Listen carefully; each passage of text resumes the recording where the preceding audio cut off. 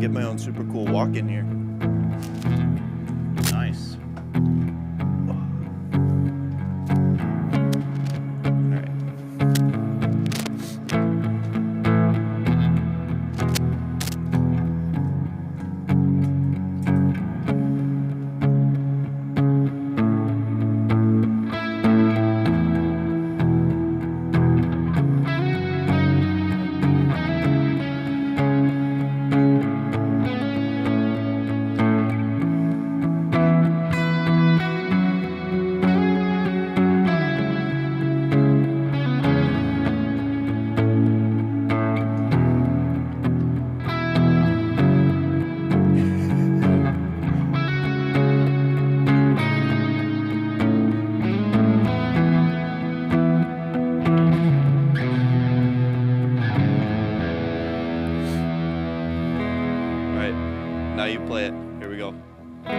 Play what? The line that I taught you.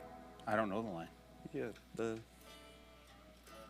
Well, I can't do that without this. I gotta do, And put it on the humbucker. There you go. Close. Hi, Max. How you doing, buddy?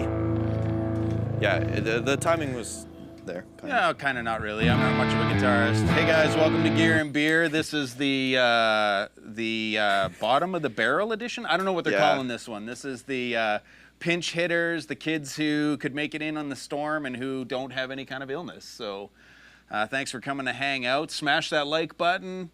Make sure you gently caress. Ring the bell. Yeah, subscribe, ring the bell. Subscribe. Join the community, the Facebook community. Robbie's already got that going, so. Nice, nice. How's it going, everyone? It's been a while since I've been up front here.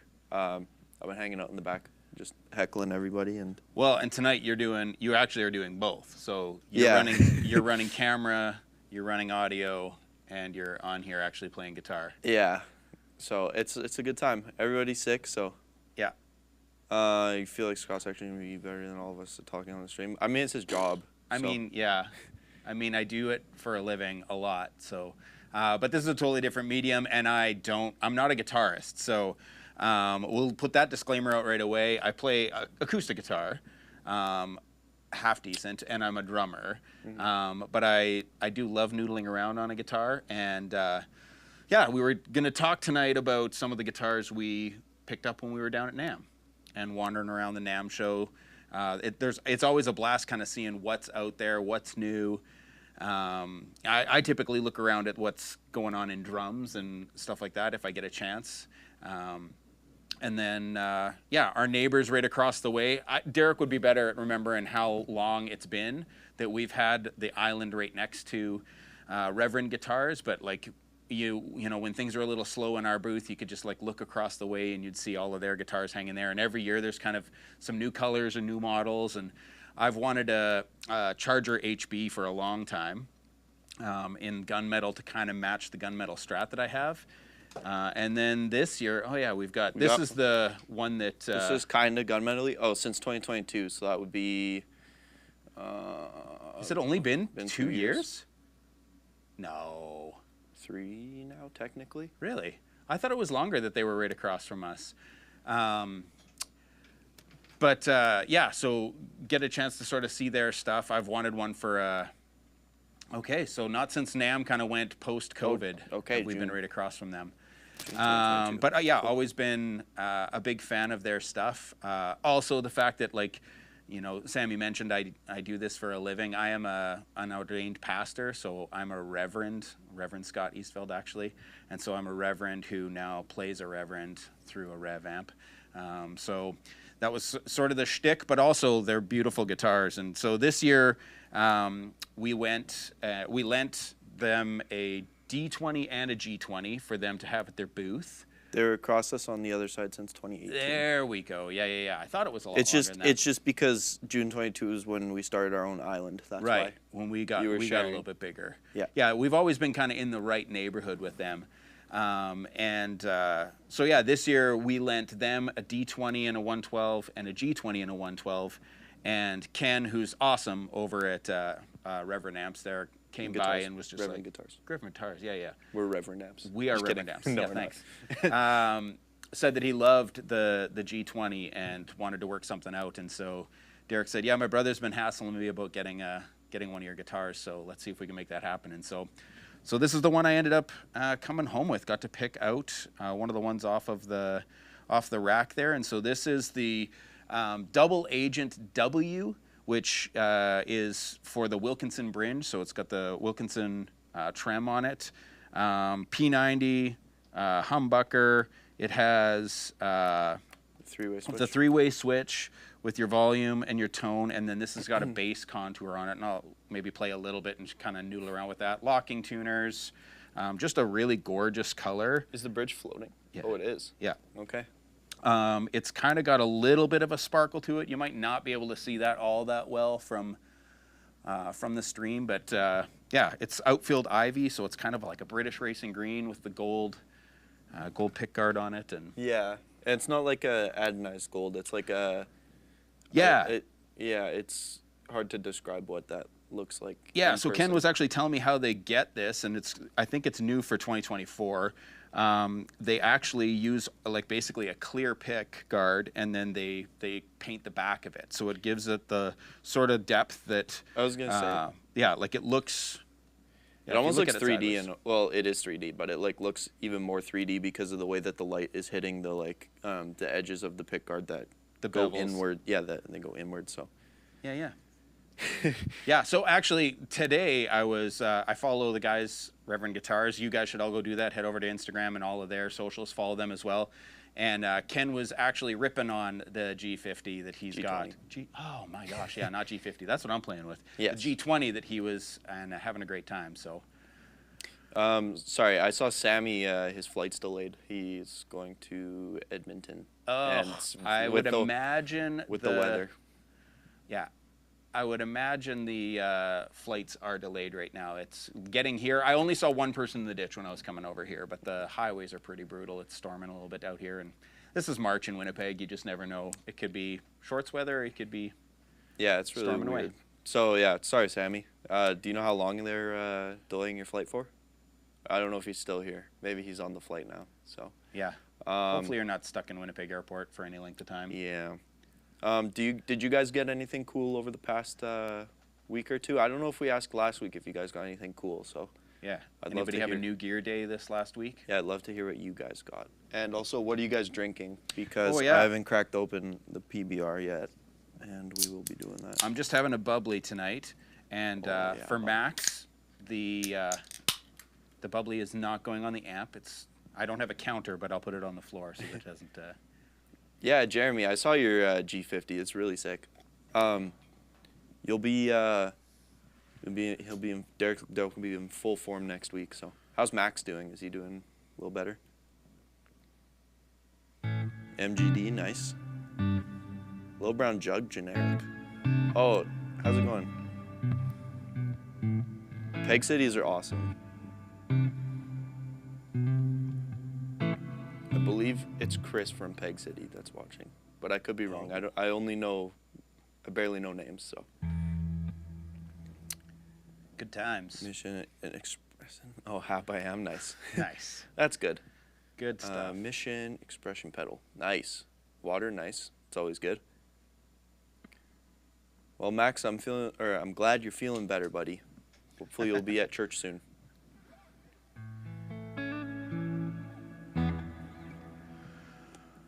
Yeah, so cool. this is this guitar I've now had for a couple of weeks. I don't have a ton of guitars like that. Well, I don't own a ton of guitars because I'm a drummer, but I have a couple and they stay at home. But I have one spot on my wall in my office where kind of like all of the things that I love that are just objects that are not people are in my office. So I collect books, I collect records. I have a wall full of like crosses on the one wall in my office. And then I have one spot where a guitar can hang. And so I had my Taylor acoustic would often hang there. For a little while I had a vintage like 52 Supro that hung there. And this is now the one that hangs on the wall. And so if I'm needing a break from reading or writing stuff on the computer or talking to people on the phone, I'll just sit down on the couch and pull this guy out. And so I've only had it for a couple of weeks, but love it already. It came home. One of the kind of cool things about Ken, like just a great dude over at Reverend, it was at a trade show, so the guitar came in the box that it would normally ship in, and was just kind of, when I got home, I was like, I need to find a gig bag or do something to make sure that if I'm taking it anywhere, I keep it safe. And just the other day, at our distributor or our shipping place down in the States, there was a package with the Reverend logo on it, and Ken had shipped a brand new hard shell case. It's like a beautiful two-tone. Do you want to bring it out? Do you want to see it? The two-tone. I can hold the guitar if it's. Sure, let's do that. Yeah. So yeah, the Reverend cases are like kind of a teardrop, two-tone. It'll take a few seconds for you to see it, but yeah. So it's got the like logo on there. There you go. Yeah, it's beautiful. So maybe I hold it up a little bit more, and you can see the whole logo. Yeah. Anyway, lovely hard shell case to keep it safe. So when I was driving through the storm, I was thinking, oh, even if I hit the ditch, it'll keep the guitar safe. So cool. So did you see Max has a Rev hat, and he said he's got our hat? Oh, nice. Wonder if he's talking about me or you. Probably me. He steals my hat often. So, James, it's nice to see you. Also, Dominic, it's nice to see you again. I was hanging out with him in Germany. Dominic. He is watching like local time in Germany right now, which I think is what would it be 2:42 or 3:42 a.m. So, appreciate you for watching. Yeah, no doubt. Reverend Star near you? Yeah, they're in Toledo, Ohio. That sounds right. Yep, that sounds right. Yeah, I love the teardrop case. It actually slides right underneath the couch in my office, and yeah, fits between the legs because it's not quite as long and bulky as some of the other cases. So yeah, I love it. Yeah, it's like a decently small case. It's not like one of those big like rectangle ones. Yeah. Girl, put bubbly on amp. Sorry, buddy.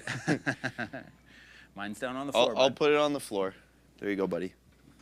There, it's down there on the floor now. It's not on the amp. Scott. I love the look. I wanted the for a long time. I was just kind of keen on the gunmetal Charger HB, but when I saw this one, I was like, man, that is real pretty. And then yeah, I'd never owned a guitar with. I've only ever had single coils, so I've never had anything with a humbucker. Apart from your Samick. Right. But yeah, I guess that's got a humbucker. Not a great guitar. It's not a great guitar. No. But yeah, having something with a P90, I've never had a P90 in it. Yeah, it's a bolt-on neck, roasted maple. Yeah, Wilkinson bridge. Their custom P90 and humbucker. Yeah, it's just a beautiful little guitar. Dominic, thank you. I appreciate that, buddy. Yeah, it'll do what I need it to do. He's gonna send me a vinyl of his old band. So. Oh, cool. Yeah. I guess you could touch on the bass contour because you didn't really get to. Yeah. Or explain what it was. Yeah. So especially with the P90, like if I put a little bit of dirt on this, you can roll.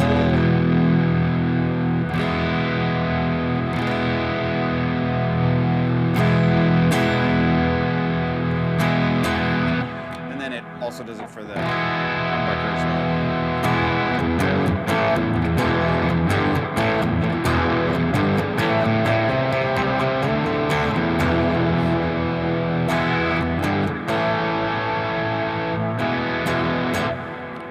In my opinion, that's more useful than the tone knob itself. Because when you take the tone out of a guitar, in my opinion, when you do that, it just sounds like there's a wet blanket on top of it. Like, I can't use that. Like it's but really when you muddy. have it all the way down, then it's still like, it's kind of shelved almost, which is like kind of what I use the tilt for in a way. Not to that extent, but like I definitely shelved some of the lows. So. And it's got quite a sweep, right?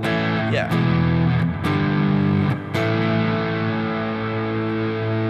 That is not how you play that. Come on, dude.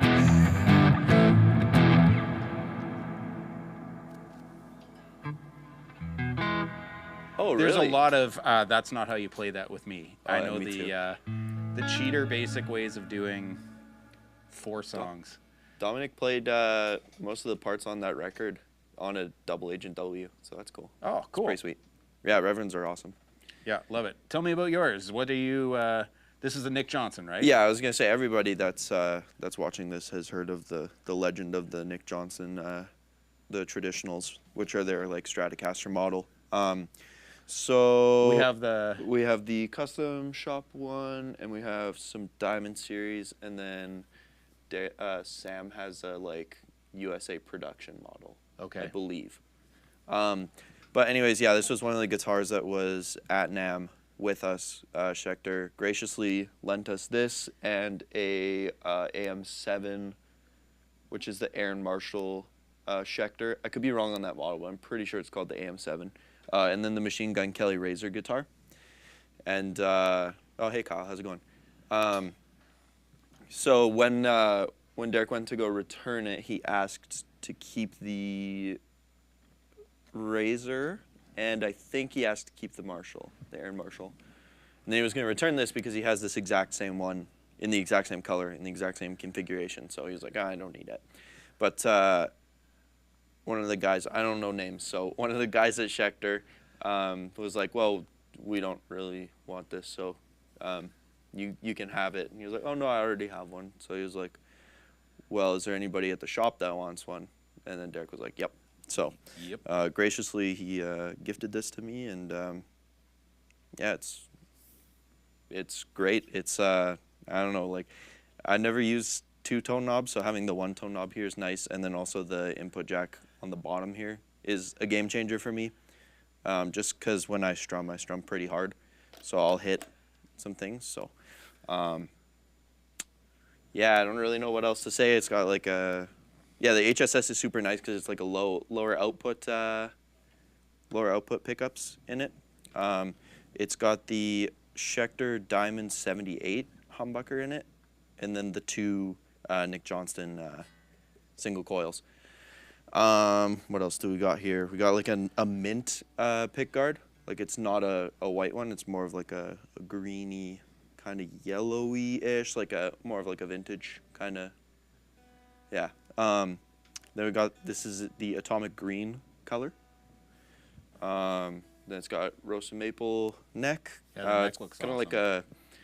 like a C, like a vintage C shape, I think is what they call it. So it's definitely a C shape. So it's kind of similar to a Strat.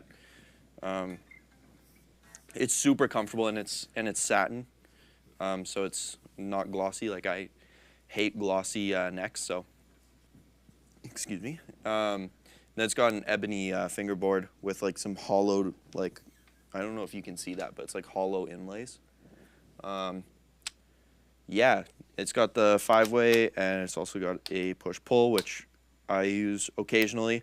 It's just hard to actually get the push-pull to engage, which we have said this before on the stream, but it's not that big of an issue. So, yeah, you guys have heard this a million times already.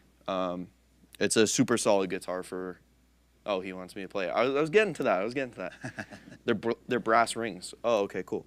So yeah, these are brass ring inlays. Oh yeah, I can see that now. And Robbie sold his this weekend for a C1 custom. Oh, nice. That's awesome. Yeah, I can play it for sure. I'll get her going here.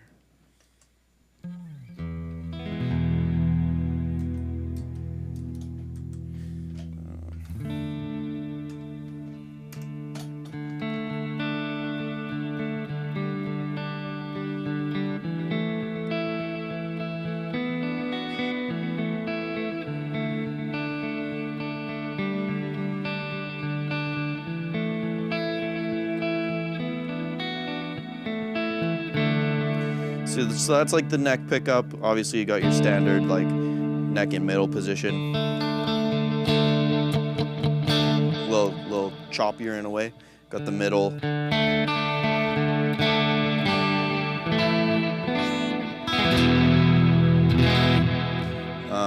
Right now, I only have the Big Sky, the Timeline, and the boost side of the Tilt Overdrive. No, this is the Indonesian model. This is the Diamond series. The offshore. Yeah. Then we got position, I call this 4, but a lot of people call it 2, where it's the bridge and the middle. This is like this is the Sammy one. This is Sammy tone? It is. But it has to be tapped for sure to be Sammy. It's like you do like some weird chords and then a lot of just scratches. And you're doing a whole bunch of math equations while you're doing it. Like that, basically. You're in 3 different time signatures at the same time. Yeah, exactly. Yeah. Oh man, I heard him. I'll do that story later in a second after I'm done the humbucker here. You got your pretty standard humbucker, which is nice. It's pretty low output compared to the Fishmans that I have. So this is really good for like worship stuff, I find. Yeah, I know. I've been practicing very hard for hours trying to sound like Sammy. Oh yeah, we didn't do that.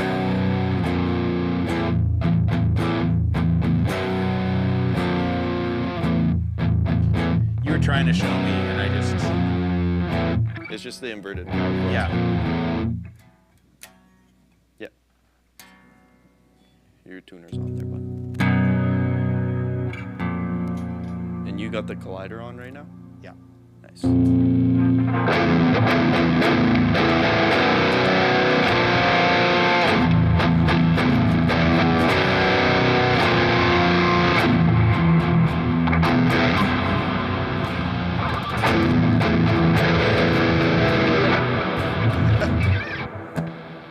So That's ridiculous.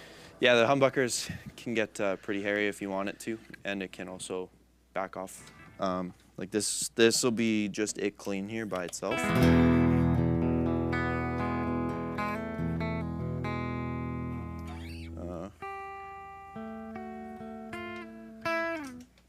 Just play all my church licks that I know. Play church stuff. Yeah.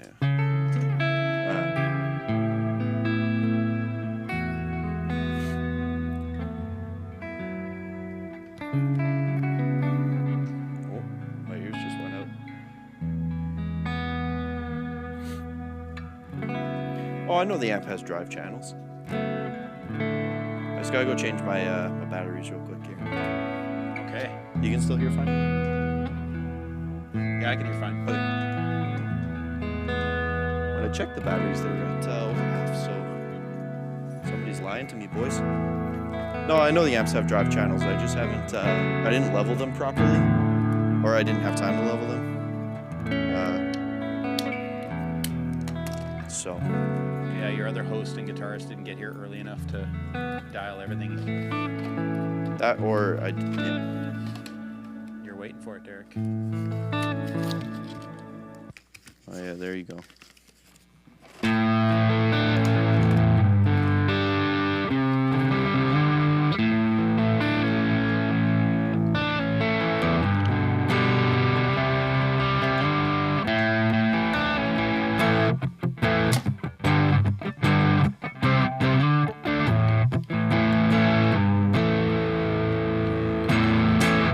Yeah, it's gonna take me a bit to figure out how to play and get P90s to sound as awesome as.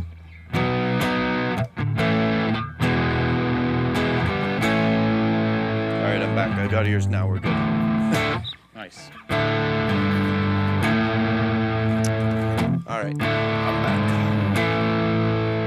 Smash the like button, please. Yeah. And thank you. Silver chair. Interesting. How's it going, Stan? I saw your comments before. He asked when are we gonna get all 3 Eastfelds on stage playing guitar. Like you want three electrics? You want me playing electric with you drumming? Is that what Or 2 electrics, 1 acoustic, or 1 acoustic, 1 electric, 1 bass. P90 sound best on a gold top Les Paul. Yeah, that or a nice, 3 electrics, nice. That or a nice TV yellow Les Paul Jr. Oh boy. Single cut.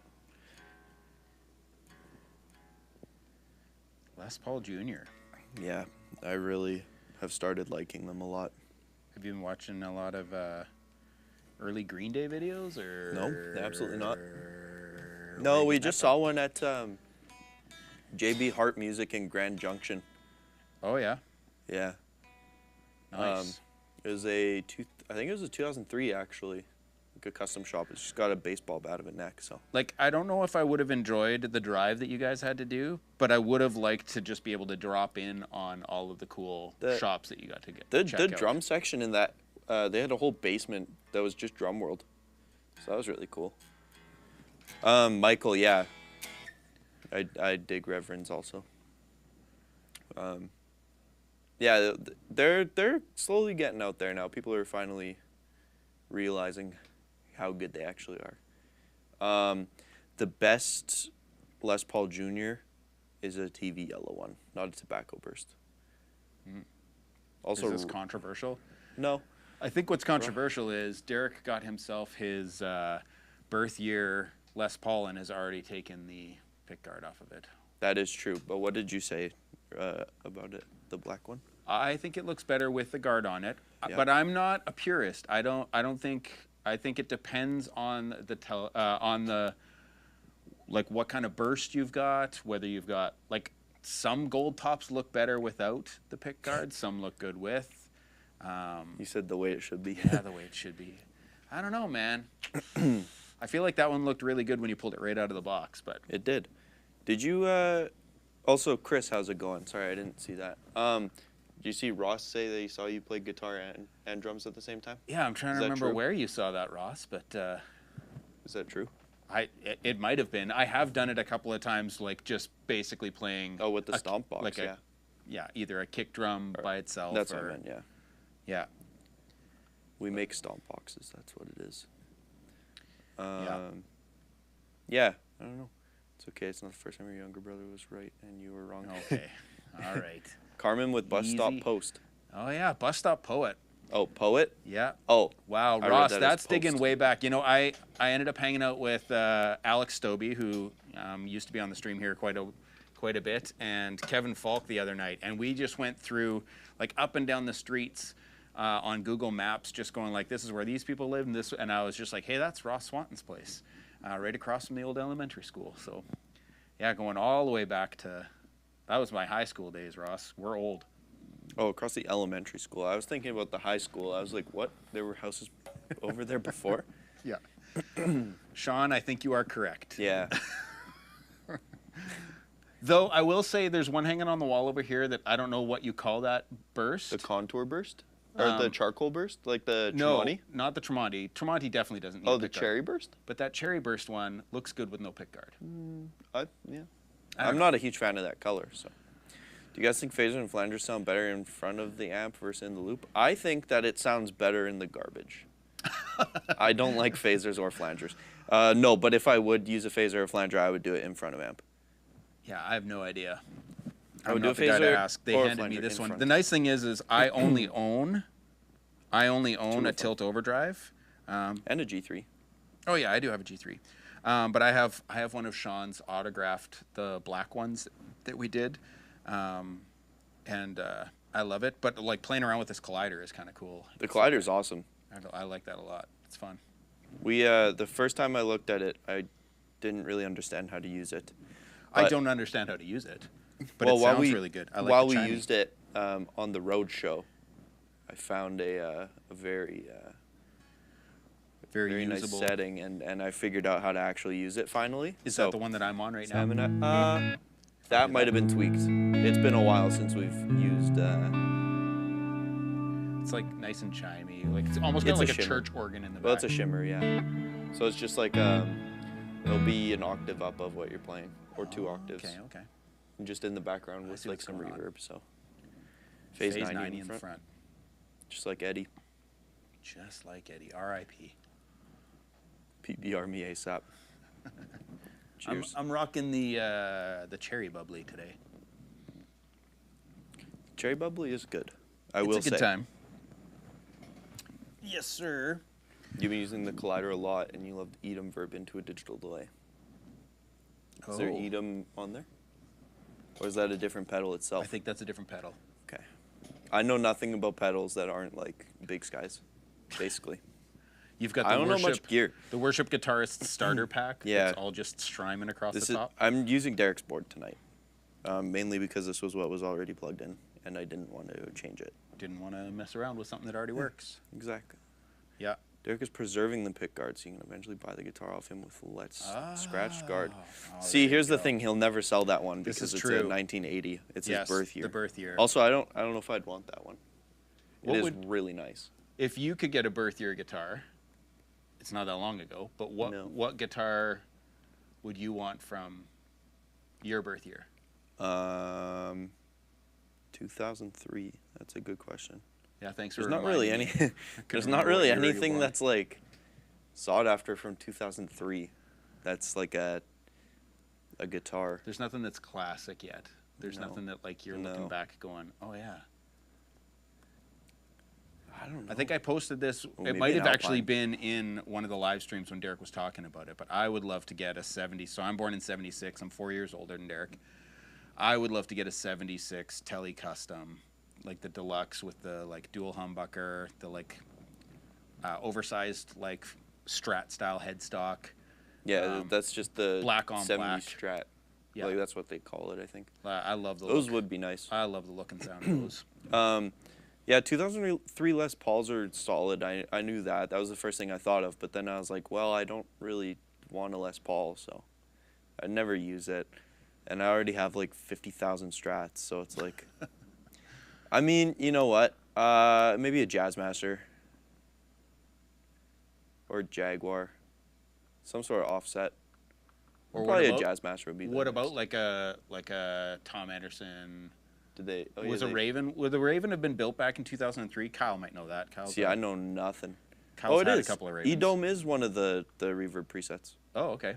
72 Les Paul Custom Ebony. That would be nice. Yeah, that'd be real pretty. Ooh, yeah. Actually, a 2003 Les Paul Junior in TV Yellow. Thank you, Paul. That's actually probably what I would go for. Now that I think about it. Nice. There's another comment. Oh, will Reverend make a bass amp? I'm not going to say anything about that because... Did you see the clip of dudes who were here this and just played through the 120? Right from Royal Tusk. From Royal Tusk? Yeah, go check that out because you can use that as a bass amp.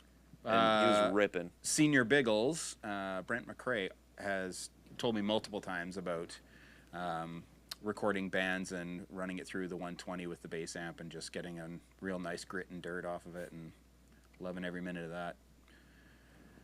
So... yeah. Also, Derek's answered that question recently, actually, on the live stream. So you got to go watch the other live streams and then click like on those live streams as well. And share it with your friends. And tell everybody you know. One day you'll drink German beer and play Les Paul. I have drank German beer when we were in Germany for a guitar summit, and I really enjoyed it. I had Heffenweisser and some Pilsners, and that was about it. But Les Paul's never, I don't think. 500-watt bass amp with 15-inch speakers would be cool. Yeah, that would be cool. Thanks, Robbie. Smash that like button. Join the community. What about one of those faded Les Pauls that came around 2003? They're like pre-aged, so you don't need to worry about dings. I don't worry about dings anyways. I'll let it happen. But I do like road-worn guitars, so. Yeah, I just don't like Les Pauls that much. They're just heavy, and like. I'm not a huge fan of the humbucker in the neck. Although I did just contradict myself because I wanted 335, and those have humbuckers in the neck. But I don't know. But they're hollow. They're lighter and they're cooler looking. But I mean, I'm sure I'll get a Les Paul in my lifetime. Was anybody stoked about the Epiphone Dave Grohl? Oh yeah, that'll be finally came out. I think it's about $1,800 US instead of what is it, 10 grand for the actual Gibson of it. Ooh, Studio's a featherweight. Nice. Okay.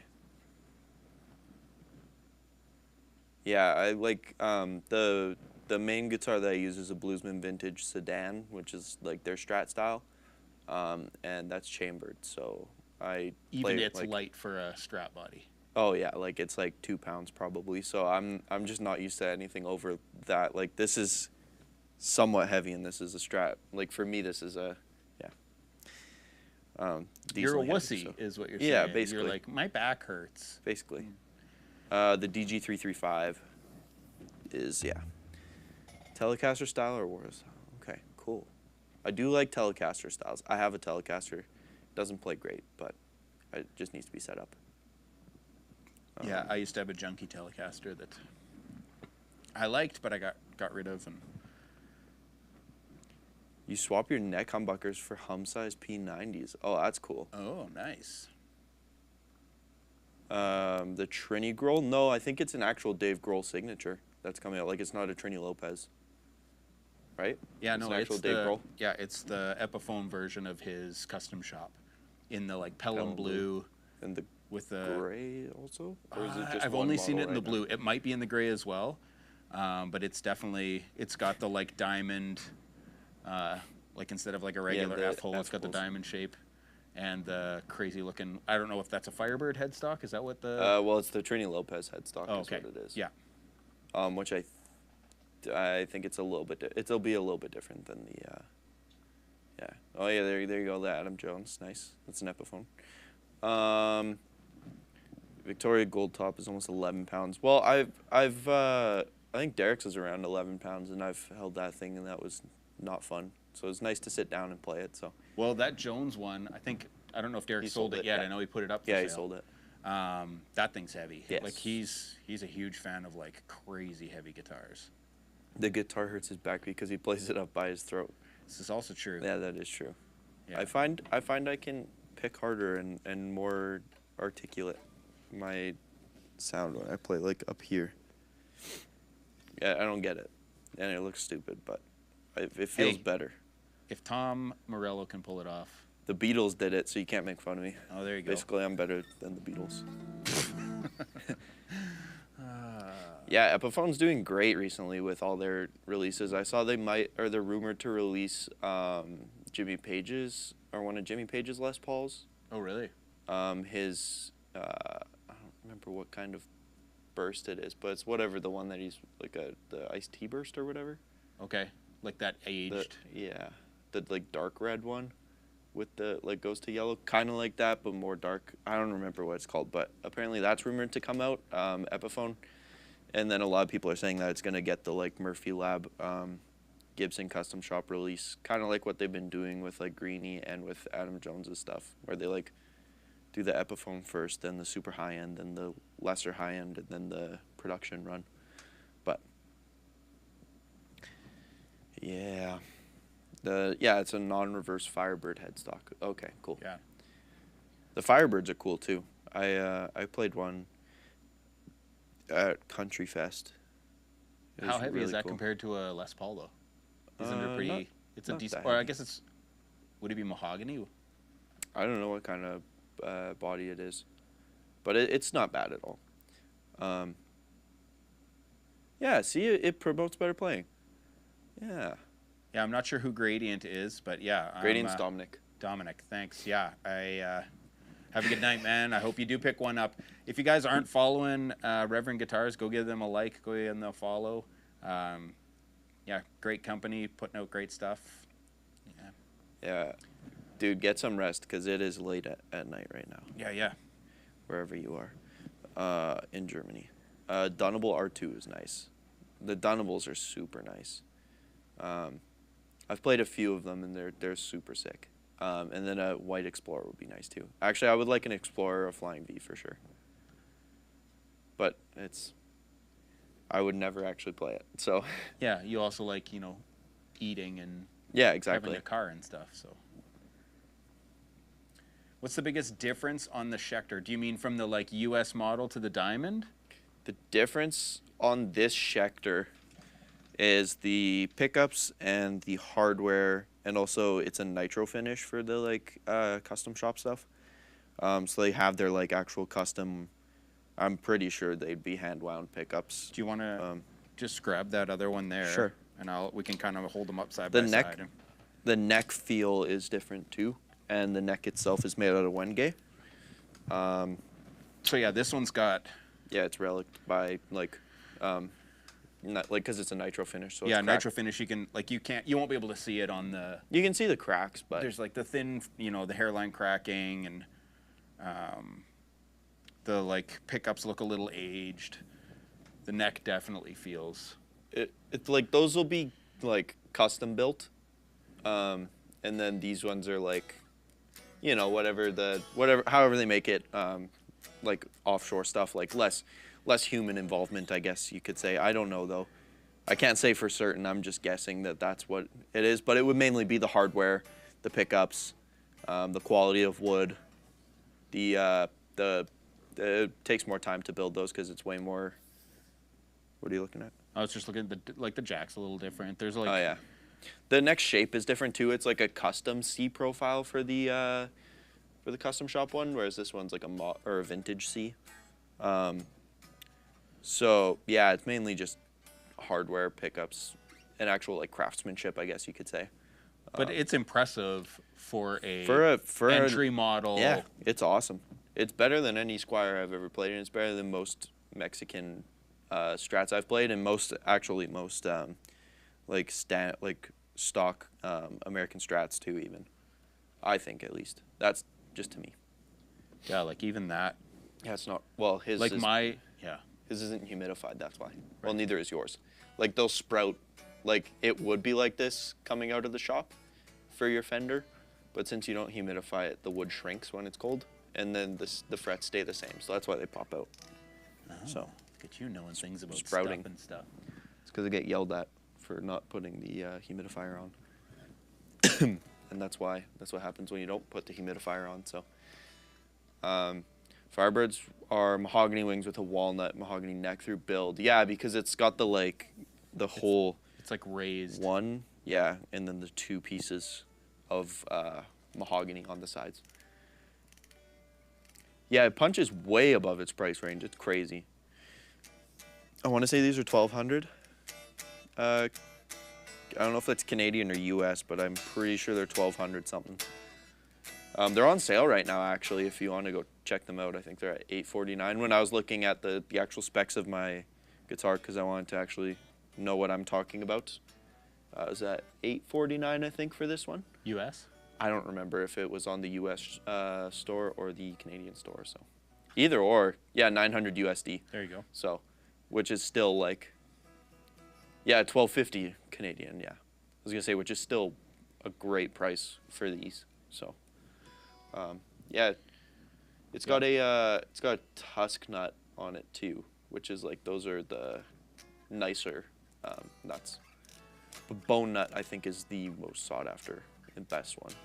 I don't know the specs of that one, as well as this, so I don't know what the difference is in hardware. But it'll be whatever the like custom, like wound pickups probably. Yeah, that one splits way nicer because it's a little easier to grab. I don't know if it's just a little softer. Oh, it feels like, yeah. Is it a softer knob? Yeah. Yeah. This one you gotta like pop your thumb out, or pop your nail underneath the knob and pop it up. But yeah, let us know if you guys got any questions. Fire that one back, I'll grab mine. Right. If you got any questions or what's shop used guitars and get more for your dollar. Yeah, that is true. Most of my guitars, all my guitars that I bought except for one are used. So yeah, a huge I feel fan like of the buying used market though is like super hit and miss. There are guys who still, paid like you paid $12.50 for it, and they're trying to get $11.95 selling it used, and you're like, come on, dude, like. At least around here, I think it's harder to come by decent deals. But. Yeah. Get metal knurled knobs. I think that's how you pronounce that. Okay, good to know. Robbie just put a toggle switch. That's nice. Like this, I think is what he's. Oh, yeah. Okay, I get what you mean. Yeah, that definitely would help. But I'm just lazy and don't want to do that. So I'm not changing anything.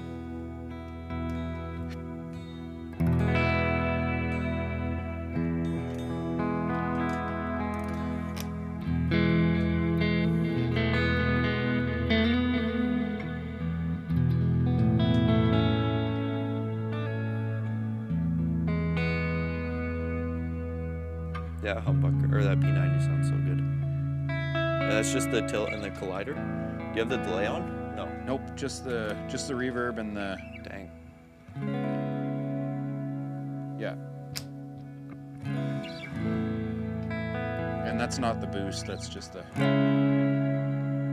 like if you roll that contour. Stan, no, it is not. I did fix it.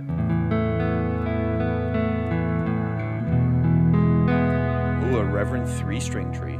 Oh, okay, cool. Yeah, so you have a 3-string tree, and I only have a 2-string. So what David's saying is that he bought one of those and put that in here. Oh, nice. That's cool. You just bought a bass that was a little over $1,000 when they were still made. They sold for $699, but they have a following that will pop up on his marketplace as much. Okay, what bass is that? I'm curious to know what that. In your opinion, would you say the G50 is overall brighter than the Mark III 120? I've had one in my car for a while now. Just have obviously no place to try one. Well, we can show you right now. This is the revision A. So this is the older version of the 120. So honestly, I can't really answer that, but we can figure this out together, I guess. So I can do it. I can do it. Just me and. Yeah. Are you talking about all the channels, or are you wanting just the blue channel, or the green channel, or the purple channel? You have a PRS SE Silver Sky that you're trying to get rid of for $800, and they have Waller Dirty Blondies and upgrade electronics. Yeah, it's crazy. It's frustrating. Oh, that is the revision B? Is it? This silver or this gold one is revision B? I thought this was an older 120 that we had. Well, like I said, I know nothing about anything, so. How do we factory bias? Oh, okay, good to know. Okay, so this is the 120 revision B. So, you have a 120. You've always wanted it to be able to. Oh, wow! I just tripped over all my words. Get a little brighter. Yeah. So you're wondering if the G50 can get a little brighter than the 120. So. Yeah, I can show you that right now, actually. I'm just going to put everything at noon for now, just so you get like a nice little starting ground, I guess you could say. Minus the level, which is at like 3 o'clock. No wide switch, no bright switch on right now. This is going to be literally just the clean channel, all at noon. And I'll do a neck pickup for now, I guess, and then we'll... Oh yeah, EL34 should be biased at 75 at the factory.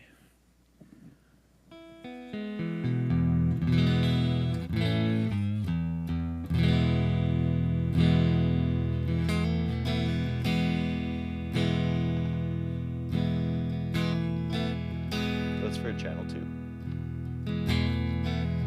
That's, yeah, the top there. Oh wait, oh yeah, no, sorry, shared EQ, right.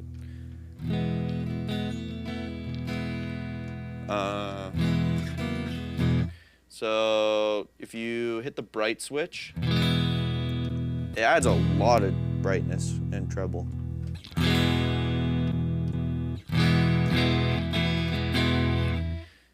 And then you can obviously boost the treble on this as well. Like this is at 3 o'clock right now.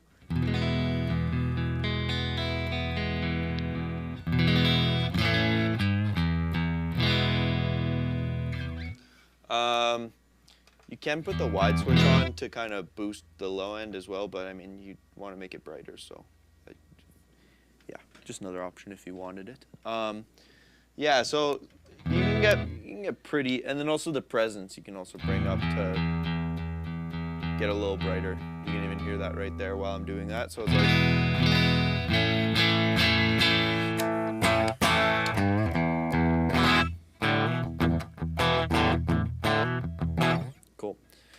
So this is the G50 clean channel. Everything's at noon right now. Yep. Start with the neck pickup again and just ring on that E chord, I guess. I'm not doing any pedals, by the way. This is everything. Tuner, please. Tuner. There you go.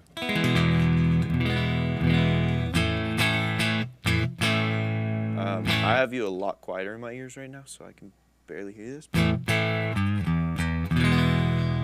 Right off the bat, it sounds brighter, but that might be just me. So that's with the bright switch on. Yep. And there's the treble at 3. An EQ pedal, yes, it would give it some more brightness. Or the tilt overdrive also. The boost side of the tilt overdrive or the tilt boost also would. So to make it brighter for that tilt EQ, bring that more to the right side. No. No, left side, sorry. Right. Sorry. Can you bring that? Yeah. Yeah. And the boost is off and the tight's on. We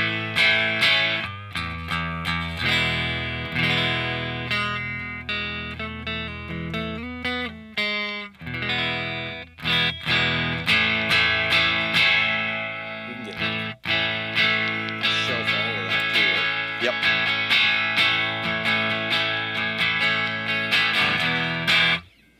Yeah, at least to my ears, that sounds brighter, but I could be wrong. Who knows? What do you think? Do you think that sounds brighter? Yeah. Oh, I think a I little. was gonna say. I meant just between the G50 Between the and two. the 120. Yeah. If anybody has any other questions, preferably not technical questions, because neither of us really know what we're doing. We don't. Yeah. If you have any technical questions about the pedals, I know that a lot more than I do know the actual amps itself. And if you want to know stuff about like mid 60s to early 80s Ludwig drums, I'm your guy. Oh, what about the perp? Sure, I'll hit you with the perp. Give me a second. Let me put everything at noon here for the purple, and we'll use a humbucker. Presence will also go back to noon. Depths at noon. Tell us more about the G3 Mark II. Oh, come on, guys. Why you got to be like that? They never get the joke. The one joke that I tried to make. Give me 1 second. I just got level.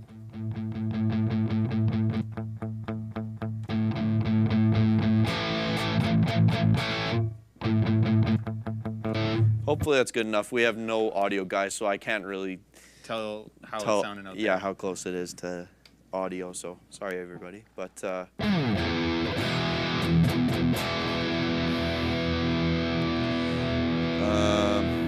yeah, I guess I'll use this.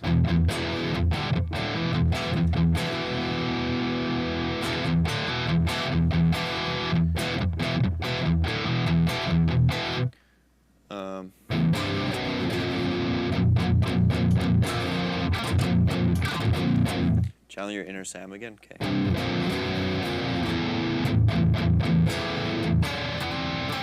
Oh no.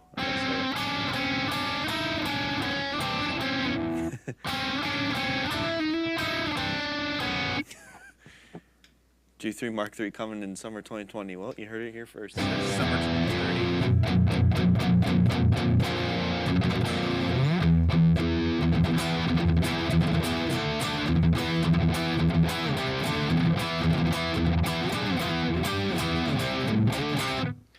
Sorry, I'm gonna go through the other aggression channels Yeah. as well. So this is the blue aggression. A little bit more of aggression, obviously. A little more gain. That's got even a little bit more gain. I can even crank it all the way up.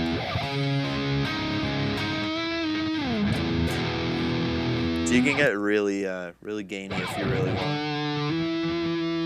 Super saturated. Like that sustain is insane.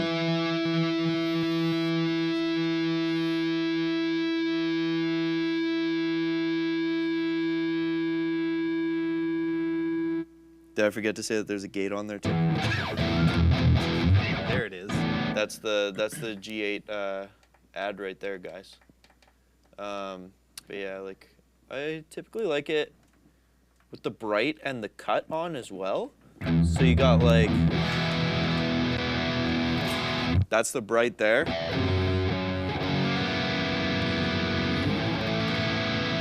And then the cut just makes it like just super tight.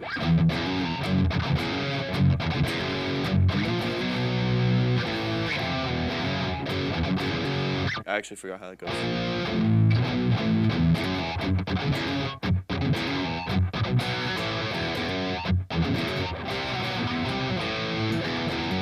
I don't even remember how it goes.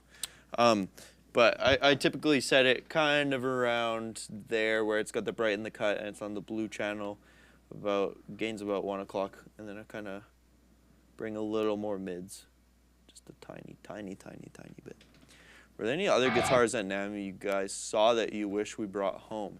Oh, I mean, there's a list, but yeah, I'd be all over another, like a Novo for myself. Oh yeah, I was gonna say that there was that one purple Novo Mira. Oh yeah. Was it the Mira?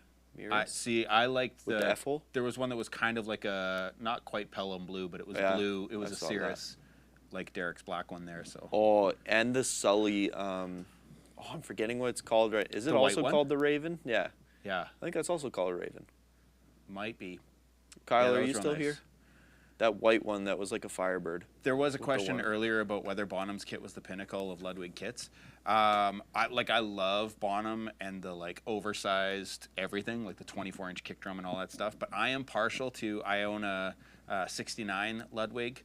I'm partial to it because it's got the thinner shells with the maple re-rings in it, and they get so warm. And yeah, so that for me, that's the pinnacle, is like that 1968 to 70 is typically where you get the maple re-rings on the inside. Those are my favorites. Yeah, the Raven is the Firebird. Nice. Yeah, this is typically what I'd rip up here. Maybe a little less gain, actually. It's just super tight sounding. What is Sully? Sully Guitars, made by Sullivan. I don't know his last name, or that's his last name. I don't remember. I only met him this year. Yeah. Sully's, he makes a bunch of cool stuff. He's got his own designs. He's got some more classic designs, super high-end instruments, but also he does offshore stuff as well. So he's got like the offshore, or maybe not offshore, but like the like a cheaper end. John Sullivan, yeah, he's got the like cheaper end and then super high end as well. So you've got the affordable line, and then you've got the super expensive one. Yeah. Yes, John Sullivan. Okay. Super good dude. Yeah, he's awesome. And yeah, like the guitar he left with us was that Raven. Raven, and it felt great, sounded awesome. Yeah, and it was like a white looking sort of Firebird style, but it was sort of road worn looking. It was white over sunburst is what it was. Yeah. It was really pretty. It was nitroed, so it got the like hairline cracks, and then it had the like, the white was rubbed off here, and then the sunburst was showing. Have I ever played a Charvel? Yes, I have. They are nice. Derek's got an old Charvel that it's still here. It's up top, I think. I've never played it through the G2 though. Did you not have a Charvel for a very brief time? What was that green? It was an Ibanez. An Ibanez Apex 2. Yeah. Oh, okay. Which I wish I never sold that. Who makes the San Dimas? The Charvel. That Charvel, yeah. I wanted the Charvel DK24, I think is what it's called. Okay. But that's also what the Jackson is called. But it has the dinky body, and that's why it's called DK24. Nice, Robbie. Yeah, there were a few kind of like interesting guitar companies I can't remember the name of, and like Derek, you might remember if you were kind of wandering around. There was a company that was right next to where Friedman had all of his stuff, and they had like just really wild shapes and colors and cream guitars. That's who it was. Yeah. Like their stuff had like not my thing, but like there was a lot of posts, a lot of people kind of checking out. Oh, the Misha, nice. Misha Mansour from Periphery. Yeah. Yeah, cream guitars. Ryan from 60 Cycle Hum, which I saw Steve was here. Sorry, I meant to say hi to Steve, but I didn't. It was we were playing while I saw it, so Ryan had us over for tacos, and then he showed us his studio, kind of set up where he records his videos, and he had a cream guitar, like one of the Reverse Explorers. I think his was a pink one. and it actually plays really nice. It's super comfortable, surprisingly. So, yeah, they're really nice guitars. Trying to think of what other like wild ones there were. There's always wild ones there. Yeah, like what's our neighbors just over the way? I was just thinking Mineric, Mineric? something like that. They're crazy looking guitars. Yeah, it's about 95 decibels ambient. I think so. They're supposed to be at 85. I think is what it's supposed to be the floor for demos and stuff like that. You're allowed to turn up for a couple of minutes at a time if you're demoing an amp, but they try to keep it around 85, but it's usually sitting around 90, I would say. And some days, like I felt like this year was, on one hand, it was cool because it was louder, because it felt like there were lots of people there. It felt like we were kind of getting back from where it once was. Like my first NAMM, I remember just being like, there are so many people here. It's just like packed right out. And I can't remember which I was watching somebody's kind of recap on NAMM, and I think they said that we're back to 70%. Derek, you might have a better idea, but I feel like we're we don't have all of the like big players that were there before, but it definitely felt we were busier at our booth, and it just felt like there were a lot more people around this year than the previous year, and we're back to the regular January date instead of April or June, so that helped, I think, too, that it just kind of was like, this is the time of year people, especially for those of us who are up north coming down where it's nice and warm. And yeah 50%ish.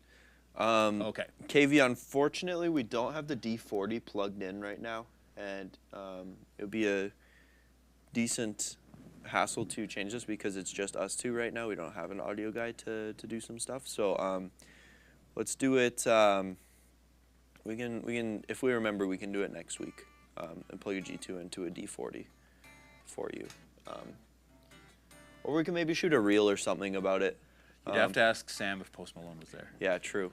Yeah, we could probably shoot a reel about how like Sam's away for the rest of the week, but I know Sam gets some really good tones out of the D40 and the G2, and Derek's away, so you'd be stuck with me doing it, so I don't think you want that. So. And Derek's a big fan of the G2, so he might be able to pull out some stuff there. Oh yeah, sorry, Sam was hanging with him in the evenings. That's right, at his mansion.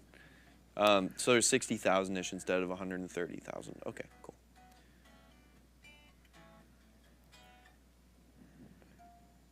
Wow. You started wearing earplugs at 140? Oh my gosh. We got a little guy at church who got a drum set for Christmas. Yeah. He's 4 or 5, somewhere in there. I think he's pretty little. 3 or 4. Maybe he's 4. He's pretty excited about getting his drum set, and I was asking him if he's been practicing, and he has. And he told me he's wearing his earmuffs, and I said, that's good. You keep your ear protection on, or you'll end up like me, half deaf from cymbal noise. And I can't imagine playing at 140 decibels for any length of time and still being able to hear anything but pops and whistles. So. Yeah, 140 decibels, that's like very dangerous. Yeah, dude, Robbie, I reach for my plugs at like 90.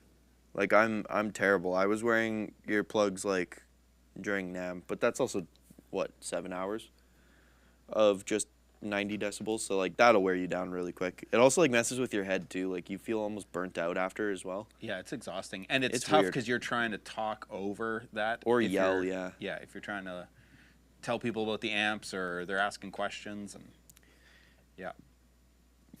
but yeah, most of us do wear plugs while we're there. We get the ones that just cut out some of the noise and still let a little bit through so that you're able to have conversations. And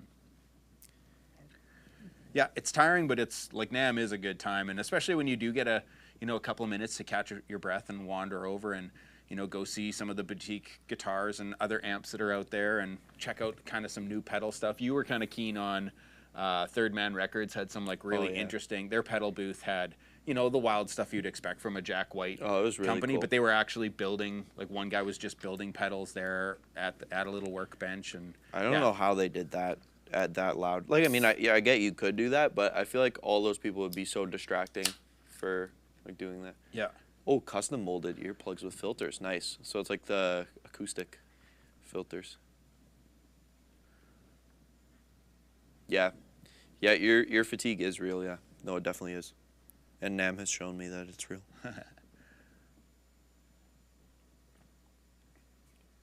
Oof, yeah. Yeah, not wearing earplugs. Like, I can't go to a concert and not wear earplugs anymore. Like, yeah. I'm super sensitive to sound anyways, so. Yeah, you have been since you were little. Like, Yeah. So I pastor a church, and when Luke was probably 18 months, 2 years old, we started helping plant a church that had like a bit more rock and roll with the band. We had the tunes cranked up a little bit, and he just like he couldn't handle even being in the room, and so now he loves the rock and roll. And Yeah, but I don't like how loud it is, though. That's the thing. yeah, I like hearing it loud because of how open it sounds. Like, it always sounds better when it's slammed, but there's to a point where it's like piercing almost. yeah. I like when you can feel it. I like when you can feel that the air is moving, but it's not. Yeah. It's not killing your ears. Corey, at our church, we've had a few people that their click bleeds into. We don't live stream, but like our. Usually somebody's got one ear in, one ear out. And it's the worst. I've tried so many times to tell everybody. I'm like, can you please, like, just put both ears in. You can turn it down even more now that it's isolated. If you want. Pan it left, do whatever you want. And I'm like, yeah, you can turn everything down more. You can hear yourself better. And but no, everybody just keeps one ear out, so the click just bleeds like crazy into our recordings. I blame Stan. Stan's always got the click going. Yeah. It does sound better with plugs. That is true. I find, at least. Yeah. And Robbie, yes, you're right. I don't like loud noises. He doesn't like loud noises. Yeah. But yeah, but although there's a lot of people recently at church that have come up to me and been like, wow, like I tried using both ears and it's like game changing. And I was like, yeah, I tried to tell you this. Like, I've been telling you this for years now. Yeah, we've gone to, like, everything's in ears. We've got, like, our rev stuff for the electric guitars. We've been running the two notes, like La Bass and Cab for the bass amp. The drum cage, we built a kind of, like, sort of plexi rounded front, almost like a separate isolation room, so we can mic the kit up and whoever's playing can just crazy go nuts in there. So there's very little, if any, stage noise, and which... is awesome because everybody gets to hear themselves and play and be able to hear each other, and you're not blowing the doors off. The room's not that big. Like, we can seat probably about 300 in the room the way that it's set up right now. We usually have like 250, something like that. So it's not a huge church, but yeah. Yeah, half driven. The thing is that our church never sounds like the club, so I never have to take out my in-ears. Yeah. It's at a pretty consistent 20 decibels. Not easy. We usually run, Sunday mornings we usually run around 90.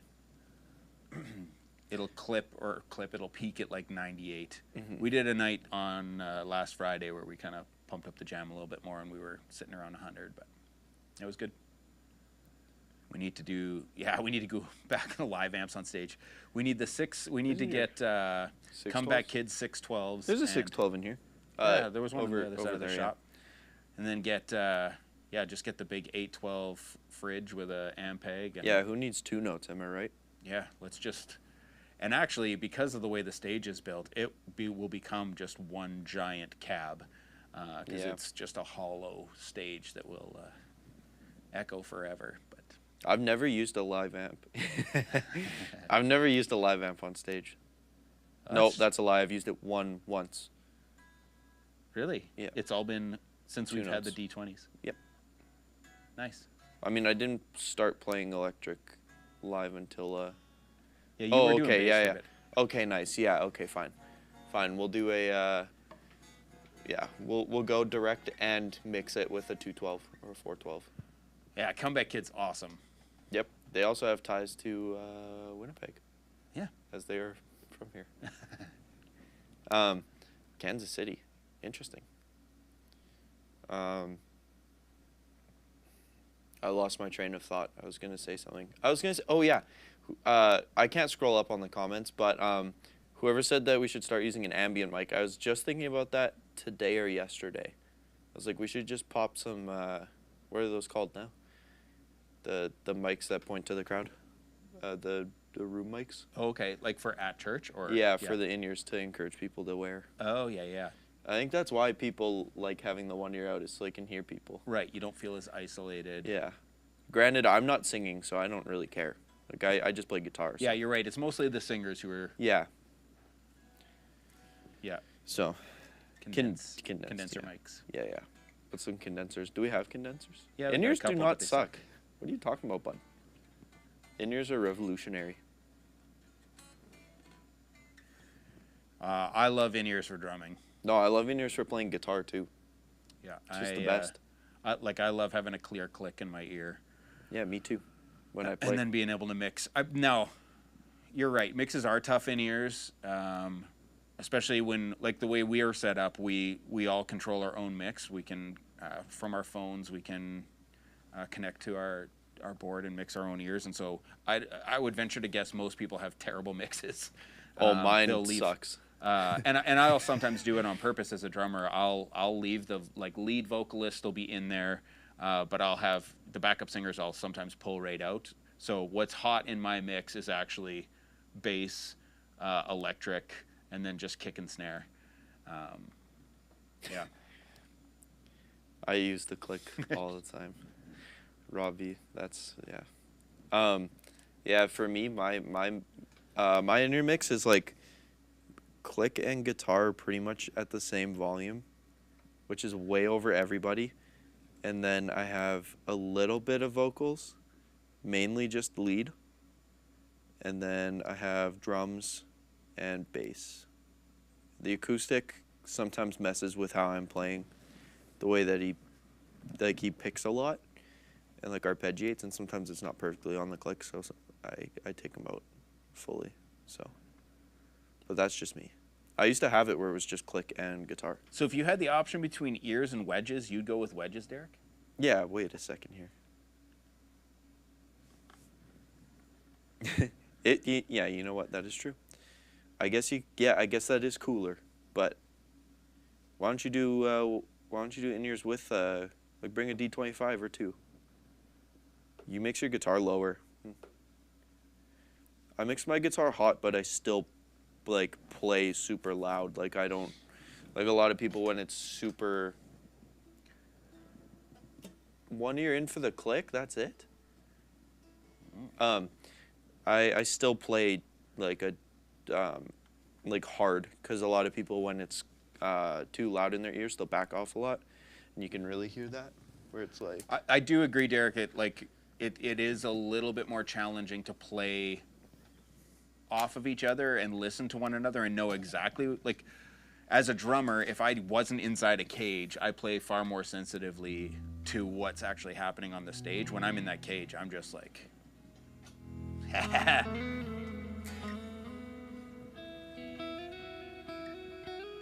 like if I'm playing like this. You're not wrong about if the drummer's playing to the click. Yeah, true. If the drummer stays on the click, you probably don't need it. But that is true. But like if my in-ears are super loud and I'm playing like this because it's so loud in my ears. The only time you need the click is if and this happens a lot in worship music, it's your keyboard player or your acoustic guitar and vocalist that are actually starting a song without the drummer in. And you want to make sure they don't go racing off and start at the wrong time. And then they still do sometimes. Yeah. But that's okay. That's the joy of playing with other people. And that actually is the I mean, talking from somebody who doesn't play guitar enough or a lot, that the best way to get better at playing is actually playing with people and having you've got some sort of live outlet that you're gearing up for or rehearsing for or practicing for. I think it's so much easier to get better when you're playing regularly with somebody, even if it's jamming in a garage band, even if it's just kind of getting together with some friends. I've learned way more playing with other people than just sitting in my living room trying to figure stuff out. Definitely, I agree. Yeah, no. He does need to start a rock band. No, that's what I was saying, Derek, is if you have your in-ears quieter, you play louder, and then there's a lot more dynamics.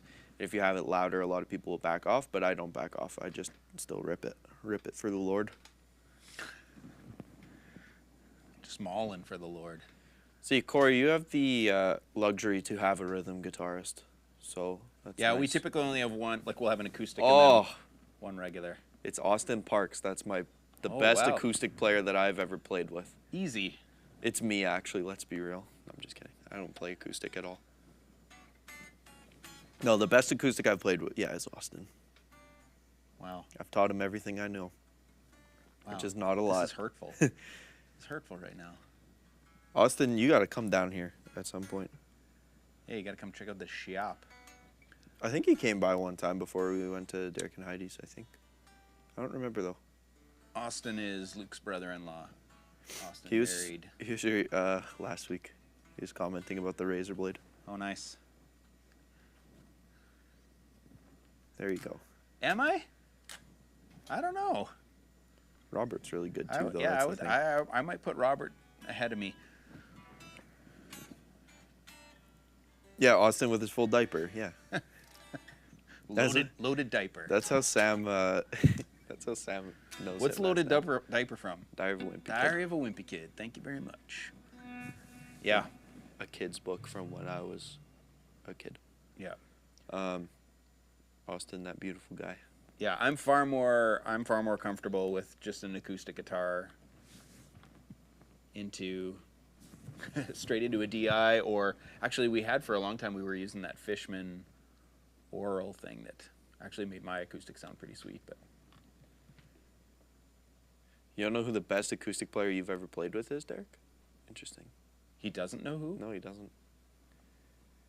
I'm trying to think who I've played with. Darren Sador might be the best acoustic guitar I've ever played with. Really? Saint Cyr would be up there. Oh, yeah, Saint Cyr, obviously, yeah. I don't think forgot I've that you played with for him. Steve Bell. I don't think I've jammed with Steve Bell, but I've been in some fairly intimate concerts where I felt like I probably could just pull up a box drum and rip with him. He would be one of my, from around here, crazy good acoustic guitar player. Yeah, I'm trying to think now. Have you played with Joey before? I've never played with Joey. I was going to say, because even if you played electric with Joey, he probably is automatically the best acoustic you've Right. played with. Yeah. Yeah, I feel like mauling for the Lord, Jeremy? we'd have to give Nick Rice credit for that if we Yeah, Nick Rice. made a T-shirt for that. I tried to get him Love to that come to guy. Winnipeg. He was on his way to Seattle, and I was like, just He said he'll come by. Swing by. You're almost kept- here. Well, he kept saying, he was like, well, I mean, I'm going to go to Banff, and that's like pretty much right there. I was like, well, you underestimate the size of Canada. You have 14 more hours. before although, you get to yeah, this. although it's 2 provinces over, it's, yeah. Yeah. Yeah, Mullen for the Lord would be a good T-shirt. Yeah. Um, Any other things at NAMM that we were like, you wish you would have been able to pick up? You were pretty hot in the nuts for the Balaguer for a while there. yeah, the Balaguer was good. The Espada, Yeah. that was nice.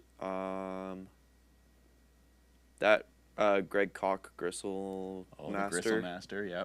The Reverend. That's a Reverend Gristle Master, yeah. What else was there? There were that I actually a saw that was couple really of cool? ones I hadn't seen before at the Reverend. Yeah, there were some really cool ones. That new signature from the guy from Hot Mulligan, I forget his name right now, but they debuted it at NAMM. That was the really Black cool. Sparkle one? That was the one with the weird like. Oh, Kill it had that switch kill button. switch in it. Yeah. Yeah. That one was really cool. Yeah. Billy It's Corgan's. kind of. I don't love the look of the kill switch, but like I feel like it's very functional. Where it is and. Yep. Yeah. Who else was there that I saw? Kernam was really cool. Ormsby was awesome. What else was there that I really? I mean, Novo, obviously. I'm trying to think of what else.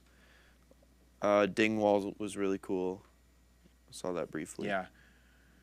Yeah, we didn't spend a whole ton of time in that like boutique booth, but there was some really pretty guitars, like Yeah. like pieces of art kind of guitars, right? Like Yeah, that's always one of the highlights. like you're scared to look at what the price tag is kind of guitars. Like they're actually made as like art pieces basically. Yeah. Like there was one that was like completely AI generated, and then they built it.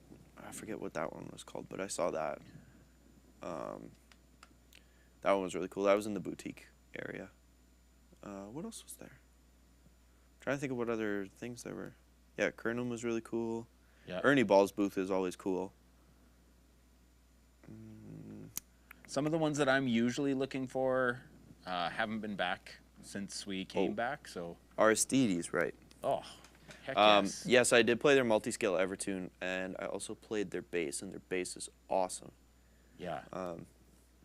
That multi-scale Evertune is. It's the first. The engineering behind it, like, just is mind-boggling. Well, it's the first one ever made. Yeah, yeah. Sam couldn't stop talking about it. He played it for a little bit, and he was like, "This thing is so sick." Because they had an 8-string. Yep. With they're actually sending him that for a bit to try out. So. Yeah, it was insane. Yeah, they've got that crap dialed in. They know what they're doing. And that and the Telecaster that they had too was awesome. Which I saw that they had it last year. They had it last year. A1 last year. And they had a really cool lavender one at Guitar Summit that I saw and played, and that was really cool. Yeah. They had a 9-string at Guitar Summit too. That was really cool. That's so wild. Which I never play. I don't even play 7-string anymore, so. Yeah. It's not like I know what I was doing, but. Yeah, like usually there's like A&F Drum Company out of Austin, Texas is probably one of my favorite drum makers right now, and I keep wishing they'd make their way back to NAMM. Again, not that I'd ever be able to afford, one of their snares when I'm there, but yeah, it's just kind of cool to see what companies are kind of working on and dialing in. But a lot of them are just like they're releasing stuff online, and if you follow them on all of the socials, like you should do with us, follow us, smash the like button, do all of those things.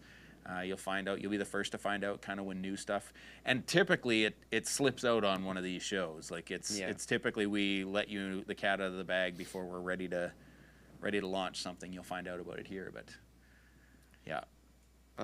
Yeah, the TO is awesome. I really like the lavender one that they had. It's such a different feeling, like because of the material, the neck. Yeah, it's hard to explain what the neck on the TO feels like, because, yeah, like when you find out about the G3 MK2 coming in 2034. So stupid. It's the worst. What is everyone drinking now? I'm on a blueberry from TransCanada Brewing. TransCanada. It's one of my favorites. So I was at a get-together just before Christmas, and one of the employees from TransCanada Brewing was there, and they had brought just flats upon flats of the, like, if they don't fill it up enough or it's a little overfull, they just become like kind of like your seconds for drum sets or B stock for us, and so it was just all free. I was like, I need your job. Have you tried the new one that just came out? The flying squirrel? No. What's it called? Austin said he really likes it. Austin, are you still here, buddy? Baby girl?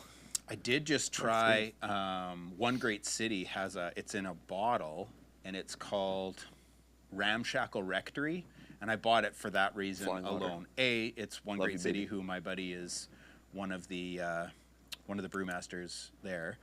And it's Ramshackle Rectory is all of their stuff has some sort of like local lore or legend with it, and it was a disgraced Ukrainian priest who moved to Winnipeg and started basically this church with a bunch of street people, and they put it together in the like early 1900s, put together this church made out of like cardboard and tin and barbed wire, and he eventually got kicked out because he liked his alcohol a little too much, and so so this was a wine stout. So it was wow.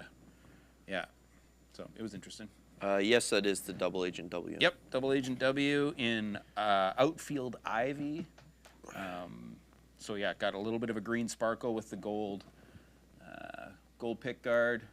It's got the roasted maple neck, locking tuners. Did you mention it says NAMM 2024 on the back? It does say NAMM 2024 on the back. Yeah. So. Austin, can you describe what the Flying Otter tastes like? Because I've only heard you talk about it, and he really likes it. Oh. It's brand new. Nice. Yeah, rip it up. Yeah, I'm not a great guitarist, but Dennis will play you a little bit of the. So it's got It's good. Okay, thanks. three-way switch. So I'm in the P90 right now. Tones kind of rate at like 12, and then there's a bass contour that like Rolls off. can like roll off the like low end.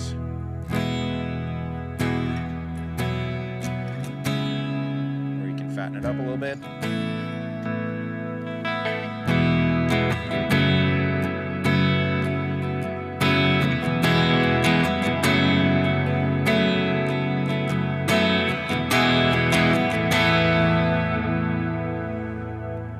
And then they got a humbucker in the rear.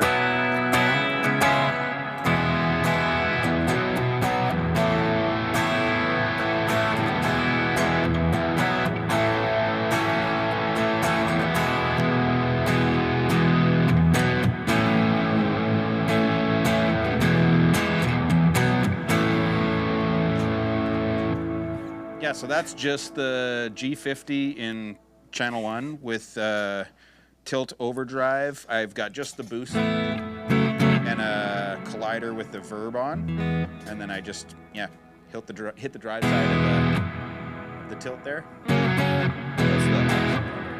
What's that? How's the action on it? Like, granted, this one was at NAMM, and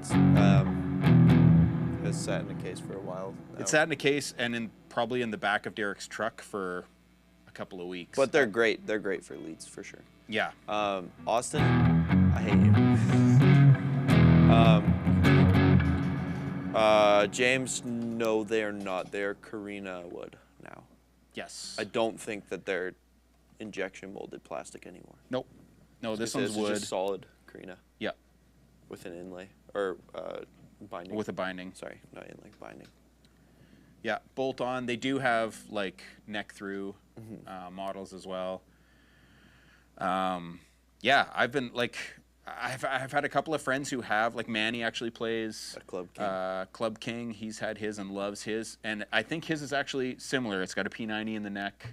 I don't know if his has the bass contour in his model. I'm pretty sure all Reverends have the base contour. Okay, so because he's had his for a bit, he's had his for a minute. So yeah, he loves his, raves about it. There's like, they feel really nice. They're like the way the body is, like it's got the way it's contoured here, and then it's got on the, I don't know how It's to got show the, that like- off. It's got like the I where forget you're- what the arm. arm contour here. It's just a really comfortable guitar. The weight is not, it's not crazy heavy. It wouldn't be as heavy as a Les Paul. It's probably a little heavier than my Strat.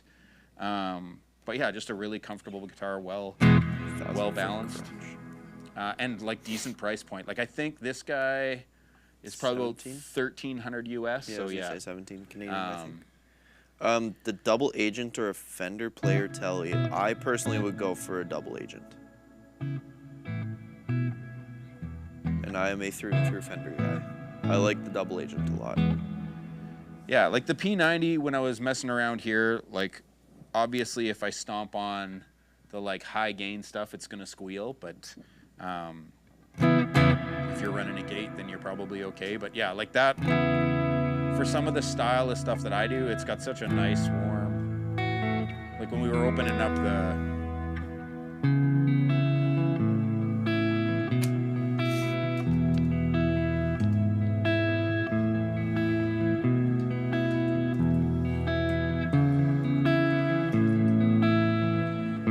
Yeah, Dennis, I was gonna say, if you're looking for a P90, then I would go for the double agent. The thing with a double agent versus a Telecaster is that they're very different guitars, and I think you can get more tones with the Reverend with the bass contour, having a P90 and a humbucker in it, in my personal opinion. But that is just me.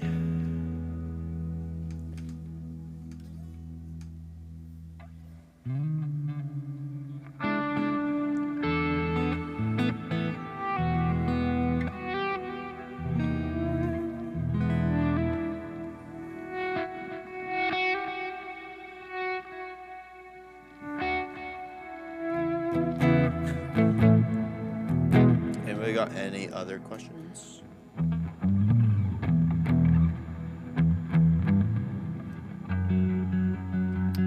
of the best bands from 2000s in Canada. How's it going, Andrew? Good to see you. TFK was one of the best bands from 2000s in Canada. Oh No. man, if I could walk home with the James Tyler I was from gonna Rich. say. No, the ones that they brought were like specific demo models that they bring around to check out. So Yeah, they kind of take the same ones. yeah, they like wherever they go. they had the Dan Huff from last year that they brought this year. Like they have a few that they kind of rotate through. Tyler's are awesome though. You need more Gear and Beer shirts? I think they're on the website. I'm not sure though. We don't have a Tyler, do we? No, we don't. No, not yet. Not yet. One day. Derek will get one eventually.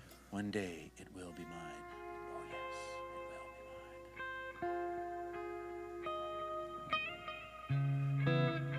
it will be mine. Jimmy What's up? D. What's up, Jim Fleet? We're going to OC Vibe this July. That I don't know. That's a good question. Rich is awesome. I love Rich. Yeah. Yeah, I think I was on the stream a couple of weeks ago talking about NAMM, and like, it's one of the fun things. Derek calls it Guitarist Summer Camp. That's the big thing for us is, yeah, you get to see the guys. Like, I see Rich, other than online, I see Rich once a year, and it's always great to connect with some of those guys who've been around the business for so long and have so many great stories and are like universally loved. Like, I haven't met anybody who doesn't just dig Rich. He's just a super He's chill, so nice. super kind, super nice dude. So, yeah. How's it going, Perfecto? Good to see ya. He's coming in April. Yeah, he's coming to Winnipeg. Next week or next month. With Jeff will be hanging out with him. Nice, Jeff Reyes. Yes, Jeff Reyes. Yeah, that's the chord progression to Crash Into Me.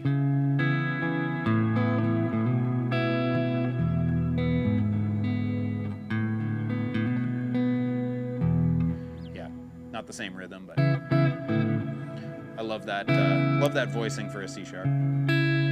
Who owns that Nick Johnston? This is mine. This is a Diamond Series Nick Johnston. And we do have a custom shop one right here. We're just highlighting what we got over NAMM. Over at NAMM. Yeah. So yeah, the white one's Derek's. This one's mine. This one's Luke's.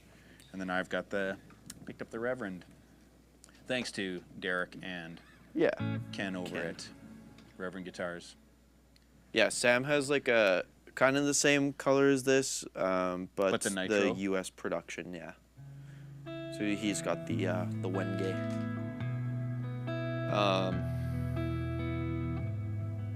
I completely forget what we were talking about before. But maybe James Tyler next. Yeah, I would love a James Tyler. We had the 35th anniversary one over at the booth. Rich gave it to us for a bit. I feel like it matches was well with the insane. 120 in that it has so many switches and knobs on it. Yeah, it's that, crazy. Like, you can dial in just about any 80s tone that you want and With modern the, stuff. Yeah, it's With the sonic pickups in it. Yeah. They sound great. yeah. Yeah, this is gonna say this is what- the Atomic Green, yes. I was gonna say of the like James Tyler colors. Are there colors that, I didn't actually mind the anniversary one had They look kind of cool. like a gold and blue, like I don't remember what they call that. Like there's the alien one that we've had at the booth before, which was like green and purple and but I think they call it alien vomit. I think is what it's called. But yeah, like some of the colors are really wild.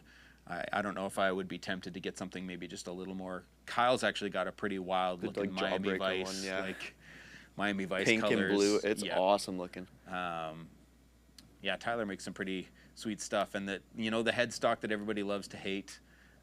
They've got some pretty cool looking. I love I think on the back of the headstock, I don't know if they all say this, but it's like made for assholes by assholes or something like that in the in Yeah, the I US forget today, what it or made was. by assholes. Oh, one Smear, person had thank it where you, they changed it. Smear or vomit. One person had it where they changed the wording. where it was at, I think. Yeah. Yeah, great dudes. Instead of by, amazing I think guitars. they put 4. Okay. But yeah, I think it's made by assholes or something like that. And then somebody made 4. Nice. Yeah. Yeah, James Tyler makes some awesome stuff, so. Mean Green Schmear, that's awesome. Sean is the man. Yeah, I usually geek out over some of the acoustic guitars at NAMM. Yes, Kyle the Florida guy. I will, yeah, Kyle, Florida man. He is Florida man. Yeah, like, I don't think there'll ever come a day where I actually get an acoustic guitar that's, you know, $35,000 US, but it's sure fun to look at some of the custom stuff and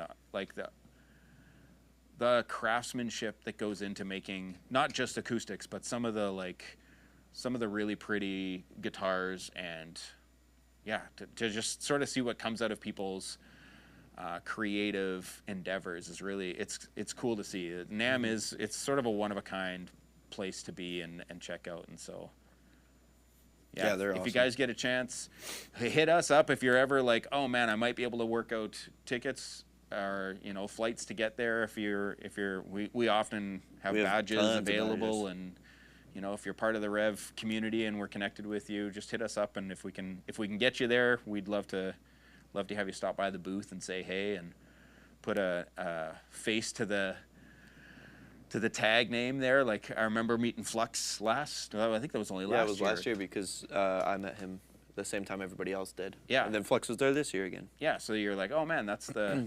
What about a road trip? Hey James, I'm down for a road trip. Let's do it, James.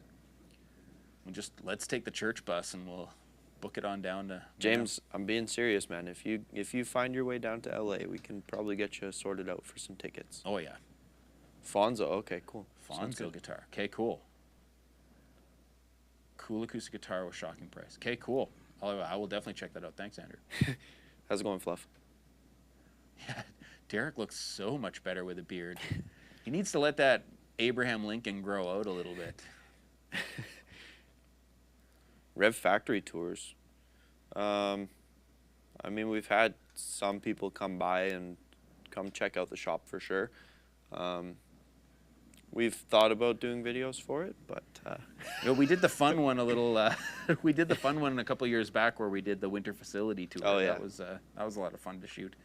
I got to drive a Zamboni. That was a lot of fun. You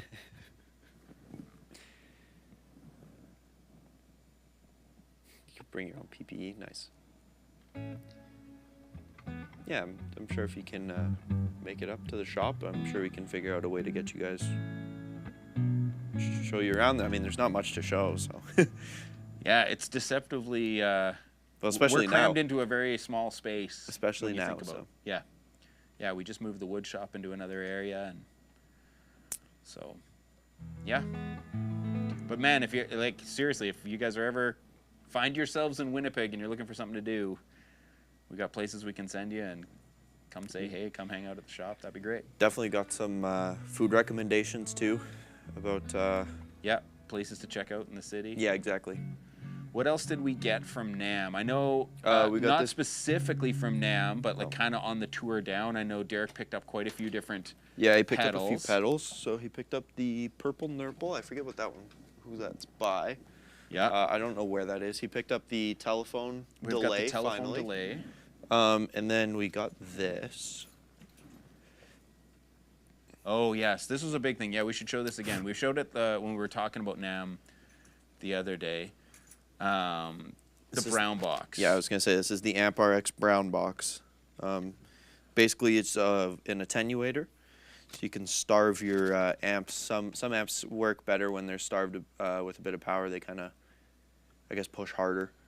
So you can kind of set that to how you want. So. And it also give you like a steady. Yeah, exactly. It gives you Clean steady power supply. current. Yeah. So we haven't tried it out yet, but we definitely will try it out. So yeah, I'm super stoked on this, and excited to try this out. And I think he wanted to try out some of the Plexis and his old Marshalls through this. Yeah. See how it sounds. So yeah, AmpRx shout out. Yeah, she was in the kind of in the like almost like the hallway between the two. Yeah, right The two beside Ernie halls. Ball there. Yeah. Oh, it's a voltage regulator, not an attenuator. I thought you could attenuate though. Okay, interesting. Anyways. And yes. then yeah, guitars. I explained it right. We got the. This was the big one that. There's only like 400 of these made, isn't there? Like. Yeah, it's something crazy. It's kind of ridiculous that we have one, but. It's pretty awesome. Yeah, we got the MGK, and the Aaron Marshall Aaron AM7. Marshall. Sorry, I was reading comments there for a second. Yeah. Yes, Machine Gun Kelly. Derek picked this up on the way back in Bismarck. Yeah, in Bismarck, North Dakota. Really sweet. John Mark. John Mark Guitars. Yeah.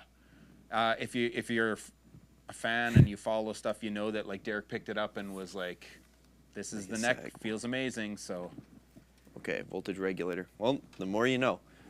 Yeah. G.I. Joe, knowing is half the battle. Okay, yeah, non-attenuator.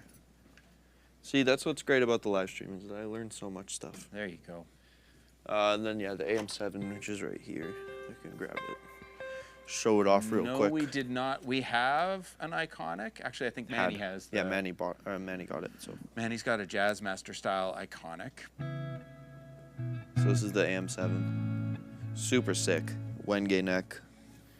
Got the two humbuckers. These have like plastic on them, like a grip almost. So you can just like slide it. 3-way switch. Nope. Whoa, wait. 1, 2, 3, 4, 5. There's 5, boys. 7-string, 5-way switch. She bangs. I don't play 7-string though, so. You gotta wait for Sam to come back to rip on that one. He has already. Yeah.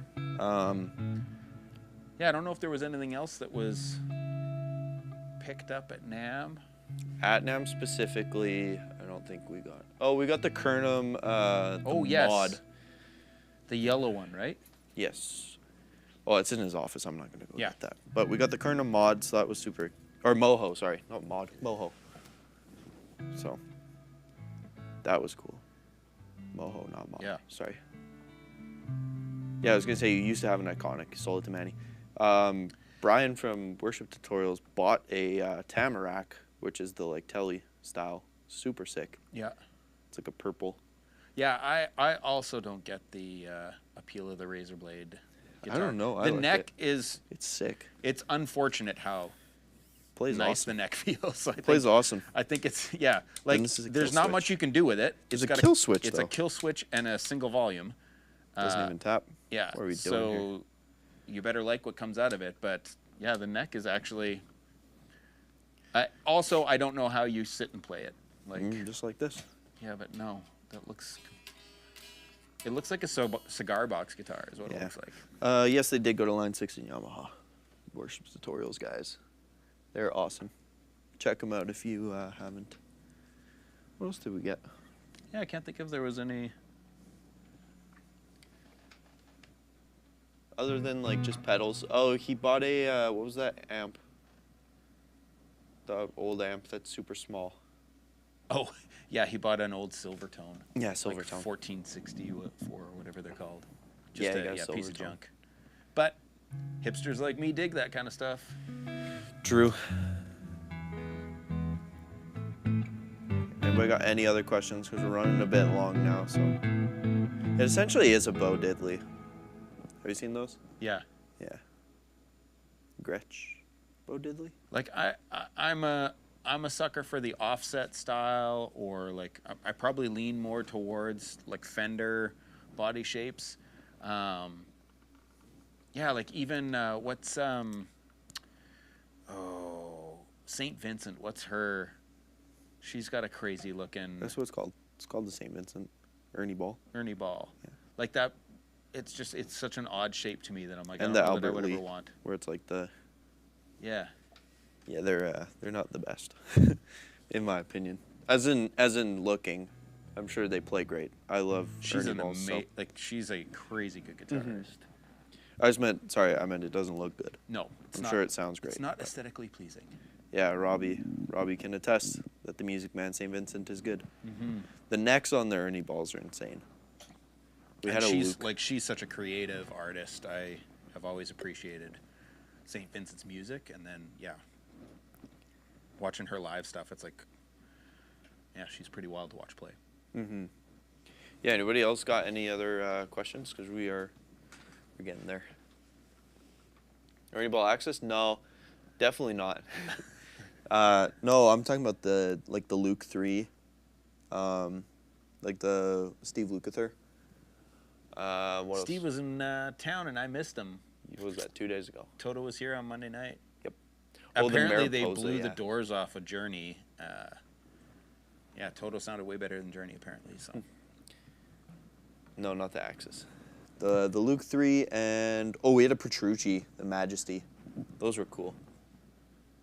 Yeah, anything Ernie Ball makes, like the Cutlass is really cool. The Stingray guitar is cool. The basses are awesome too. The bongo's awesome. Not the Axis. Stop. The bongo's really ugly, but no, not the Amber Axis. No. No, the bongo is really cool. It's one of the ugliest basses ever, but everybody swears by it and says it's the best sounding bass ever. Yes, but both to St. Vincent. The Axis can rip. But the Axis can rip in the right hands. The Van Halen is better. What do you... Wait, the Van Halen is better? Trash Panda. He's here. Trash Panda. He's here.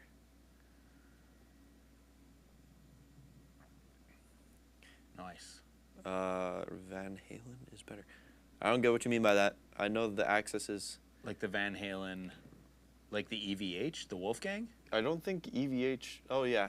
The EVH is better than the Axis? Oh, you mean pre-Axis Ernie Ball Van Halen. Oh, okay. I get what you mean now. Yeah. Winnipeg Electrical Co. James. That's what they're called. We don't have any. I was thinking about buying some. Like they look like those Hilroy... Yep, the Scribblers. Scribblers? Yep. I feel like I've seen them, but were they at NAMM?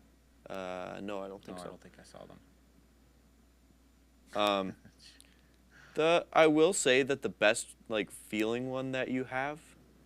No, we didn't get any beers from DiMarzio. We got some from Tama though. Tama had some pretty sick beers. That was kind of cool. Sorry. The original one that you have, like the amber one that you have, like the nicest one. The Ernie Ball one that you have, that's an EVH. That's the nicest playing one that you do have. The amber flame one. Yeah. That's the nicest playing one that you have, but I still don't like them, unfortunately. I wish I did, but I don't. I'm weird. I will say, though, those are the best ones. Does Alex still have his? Didn't he have a purple one? Yep. Yeah. You guys had matching guitars in your little boy band there. Yeah, it was cute. It was purple, and now it's silver, I think. Or you refinished it to be purple. I don't know what happened with the silver one. Tama, yeah, like the... what company's got the best merch?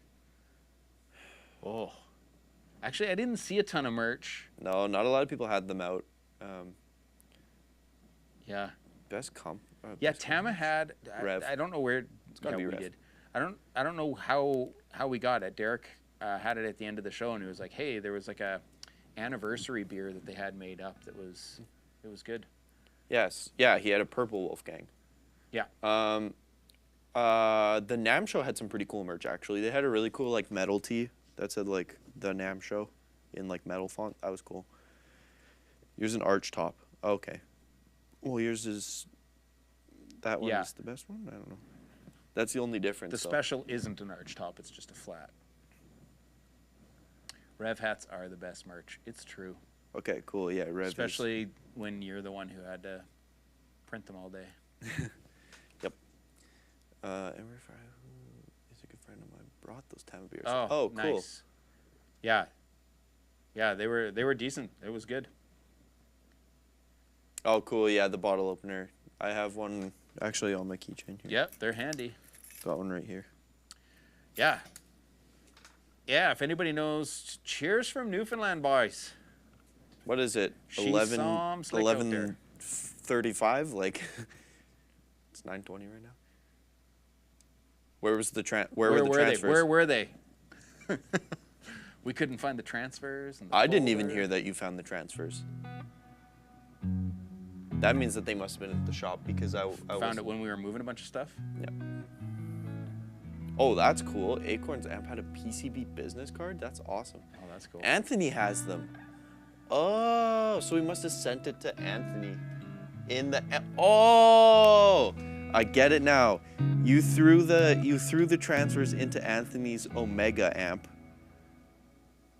and we were going to send that before we got there, and then when we opened it up, we would get it. Or we would take it in the trailer with us. There wasn't enough room.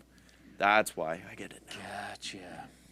PCB business cards, that makes sense. It's like when you put your remote on the armrest and it slides in between and you lose it. Well, no, the thing is that we had the Omega amp that we were that he bought from Derek, and we were going to. You're gonna bring it down. Bring it down, but we didn't have enough room. We only sent it the day after we got back from NAMM, basically. So, when we opened it up, he probably opened it up and he's like, "What is this?" Yeah. So all those amps that we tore apart looking for them, wasted. Well, all because we tried to have a good idea. Take care. I don't remember who said that. Actually, I do have the mouse here. Yeah, Two Notes did have sunglasses. I didn't quite get. It was like take a picture and you got and then entered post to for your something. social media. Who was that said? Pascal, have a great evening. Yeah, we've definitely thought of what could we do that's not hats or T-shirts? Like, are there other things? There was one year we talked about doing the the Kanye West. Now this is a while back before he was totally a lunatic, but with the 80s visor shades. We thought about doing some sort of 80s retro sort of style stuff. It's tough to think about what you could do that would be people are actually going to wear, people are going to enjoy. Hats, they kind of rock, right? So T-shirts are good, hats are good, lanyards. I'll use a lanyard. We're supposed to hold on. Hold on. Okay, something. hold on, guy. Hold on. So that was for something else. Oh, sorry. Did I just let something out of the bag and we're going to definitely do it again? Bud, what's going on? Oh, man, I gave you the letting pep out talk all the before. trade secrets. 2 seconds before, I was like, hey, remember, don't mention anything. Don't mention, and I haven't mentioned any of those things that you said about the Mark IIIs and the things that are coming down the pipe. I haven't said one word about Mark IIIs. The Mark III's already out. No, the generator or the G3 Mark IIs or whatever. Yeah. Oh yeah, that thing. Or have Yeezys. There you go. Fuzzy wristbands.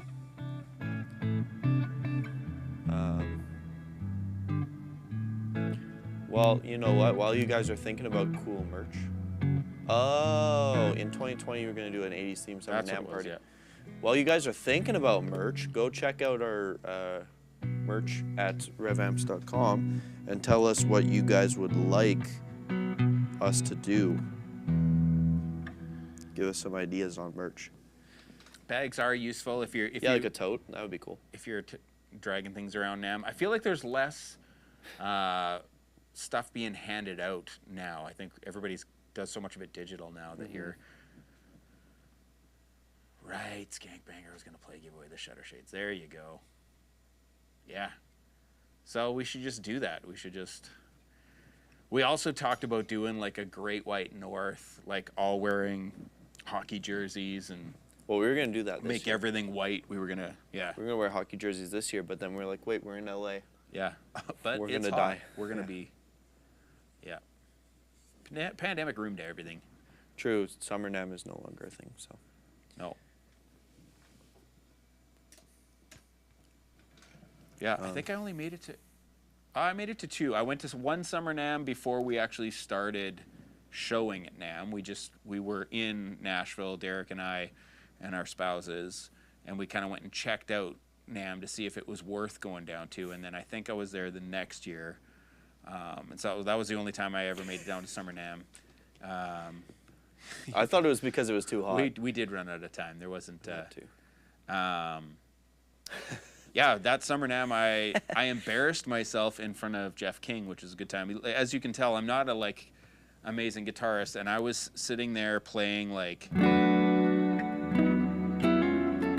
I was just like on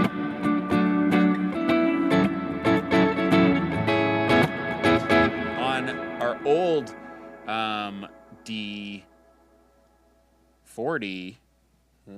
We had like a combo. Oh, the 740 The combo. 740 combo that we had at the Summer NAMM there. The 212? And it was a 112.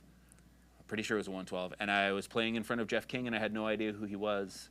And then Derek introduced me, and I was like, this is the worst day of my life. I'm playing in front of an incredible guitarist, and I suck. And he was like, no, man, you're good, you're good. He's one of the nicest guys in the world. So yeah, that's how I met Jeff King at the Nashville Summer NAMM. Playing the Dynamis combo that weighs about 700 pounds. Oh, it's and about, has a at least 100. Terrible Tolex job, and it's cool though.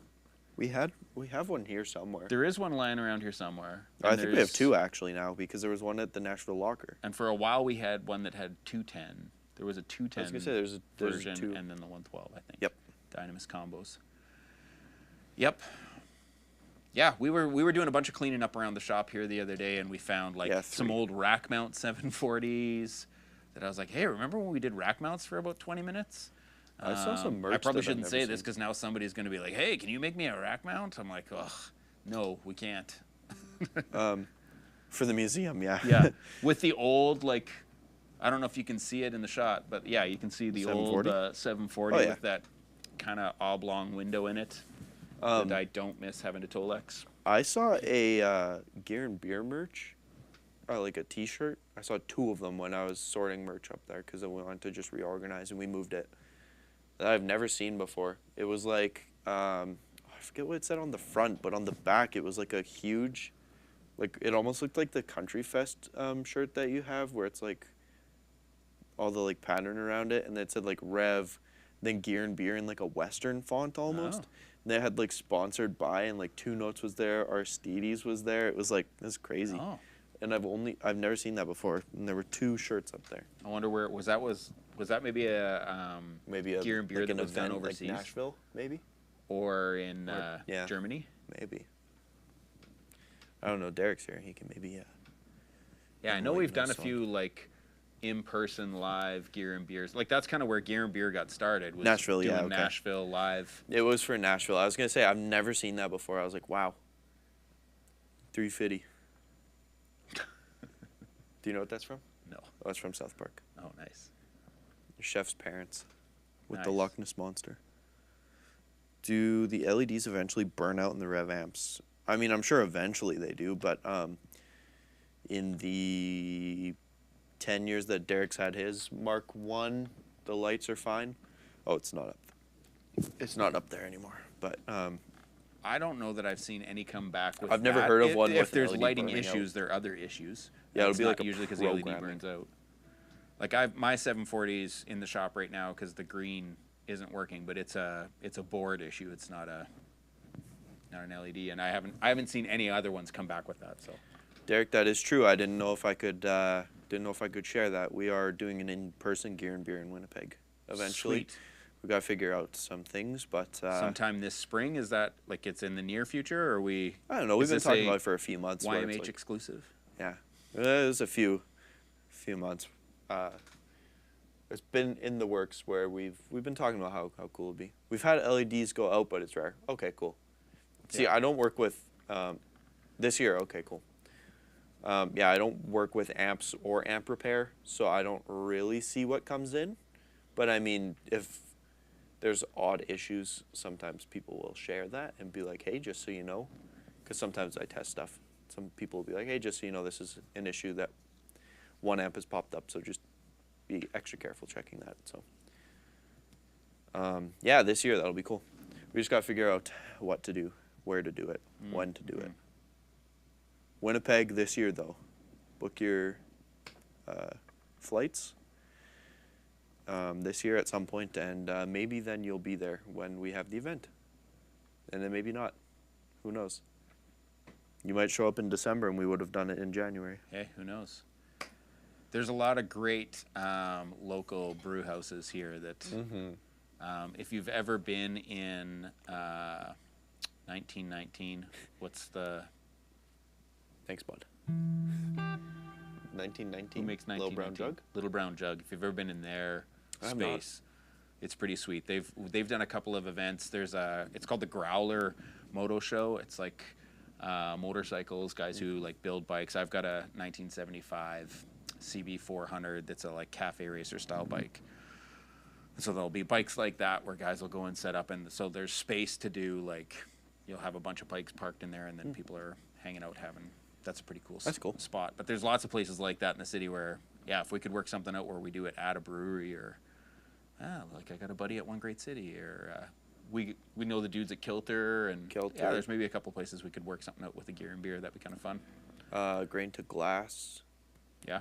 I haven't met Brad yet, but I'd love to meet Brad. Brad's seems super cool. April 27th. Poo Ninja, yes I can. No, don't worry. I've built a bunch of pedal circuits before. But right now I'm mainly doing shipping and running around and grabbing things and organizing. So he's the gopher. Yeah. Gopher stuff. Yep. Come in, order low cash. Yeah. Cool. Any last questions? We're probably gonna wrap it up here. The roads, I actually don't know how bad the roads are right now, but I can't imagine they're great. So they were super dicey on the way here. Like I said, I only saw one guy in the ditch, but the perimeter, which goes all the way around the city here, is totally covered in snow right now, and getting nice hard packed ruts in it, which should be a good time getting home. But yeah, final boxing is an important step. That is true. If you don't final box it properly, then the amp gets broken. Oh, that sucks. Yeah. We don't like it when that happens. No, we don't. Yeah, I'm curious to see if the roads are. How's about a solid state rev amp? Blasphemy. I don't think that will happen personally. I also don't know anything about the design process or any of the marketing stuff or any of the. Okay, there you go. Yeah, I was gonna say no. That was kind of my nice way to say no. That's never gonna happen. So, unfortunately, no. Yeah.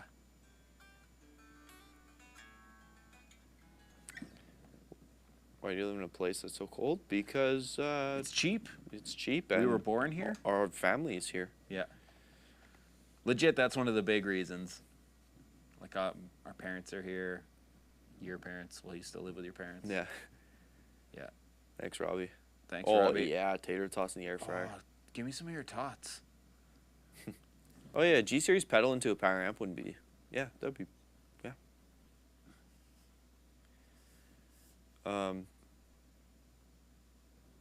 No, Winnipeg isn't that bad. The summer's nice.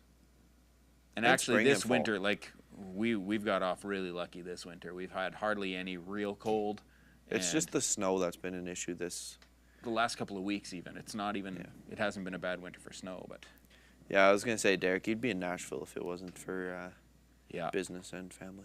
Yeah, and I'd probably be over West Coast, whether like if I stayed in Canada, like out BC. I was gonna say I'd love to live in Seattle. Yeah, I would also. Yeah, Portland, Seattle. Yeah.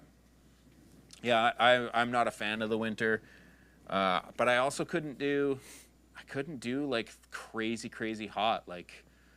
I mean, when we were down at Summer NAMM and you step outside at 7 o'clock in the morning, you're just pouring sweat. I mean, you probably get used to it, same as we get used to the cold. But I can layer up for the cold. I can't. At some point, the cops get called if I take off too many clothes. So, of course, I love Portland. Of course, I've never been actually, so I wouldn't know. But I love mountains. I love the like forest, and that I think that would be a pretty sweet place to, like just north of here. In the Canadian Shield out by like Kenora area, like that's the kind of, I love that kind of scenery and stuff. So you stack 2 tilt boosts into your blue channel on the 120. It was awesome. Yeah, the 2 boosts together sound awesome, and also the chat breaker with the boost is awesome too. And the G2 with the boost is awesome. Yeah, any of the like lower gain stuff with the boost. Using the boost on the purple channel is awesome.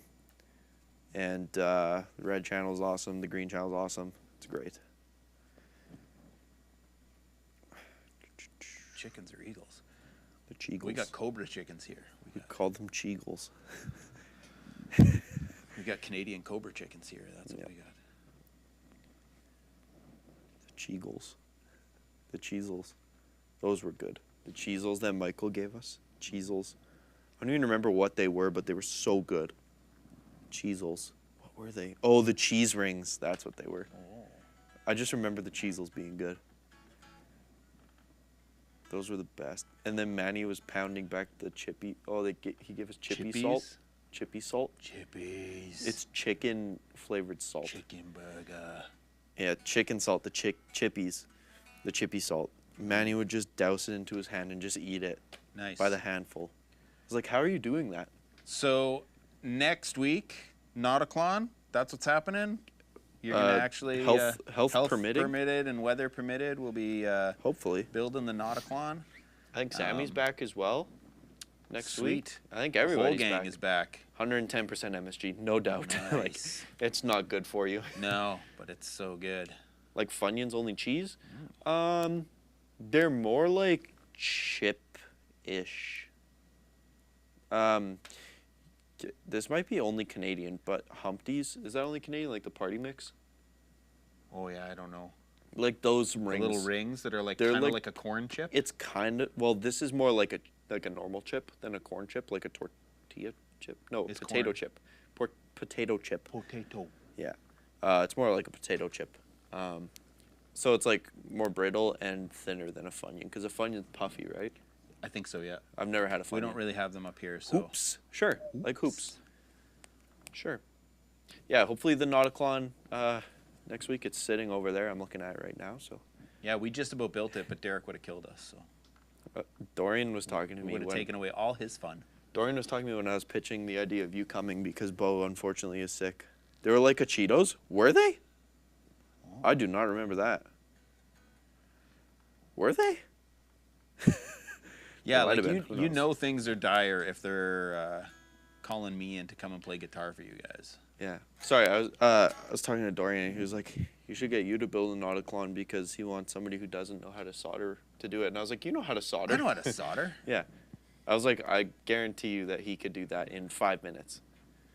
So. But he wanted to show like what a idiot looks like if you actually had a monkey do it. That's why Dorian. he was like, so you're welcome. Dorian. He's probably getting back at me because he was actually box. watching when I impersonated him on the last live stream. And was he? Yeah. He actually said to me like, nice impersonation. I was like, haha, sorry dude, didn't know you were watching. When did you see him? Or did he text you? I think it was the next day. We were moving a bunch of stuff around the shop. So I was here Wednesday and then I came back Thursday night to do a bunch more moving around and popped in and he was like, I saw your impersonation. It was like a Cheetos? Okay, interesting. And he ate a whole box. That's surprising. Shocking. Yeah, but what came from that was also the Vegemite. Oh. Yeah, Michael Jeeves sent us that. Yeah, I'm not a fan. I could do without it. I mean, I wouldn't mind going to Australia, but yeah, that would be cool. Not interested in the Vegemite. Nope. Well, is it about that time? Yeah. Sammy somewhere yelling that we're 4 minutes over. Oh, jeez. I'm plugging my guitar in specifically for this. We're gonna do it.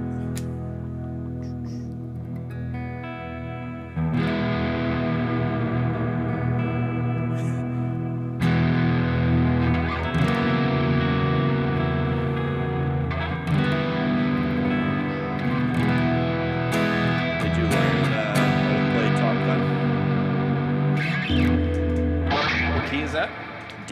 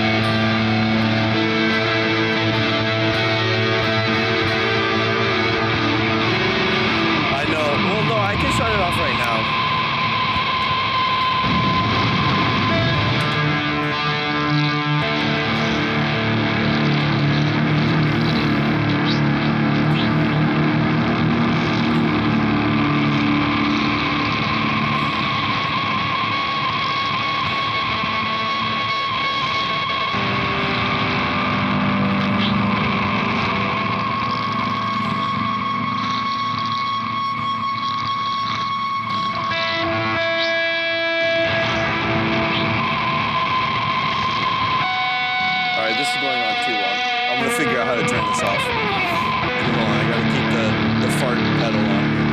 All right, everybody. See y'all later. Thanks all for watching. Smash the like button, subscribe. Come back next week. Follow us on Instagram. Do everything. Push every single button minus the dislike button and the unsubscribe button. All that. Check us out. Instagram, Facebook, everything. Goodbye.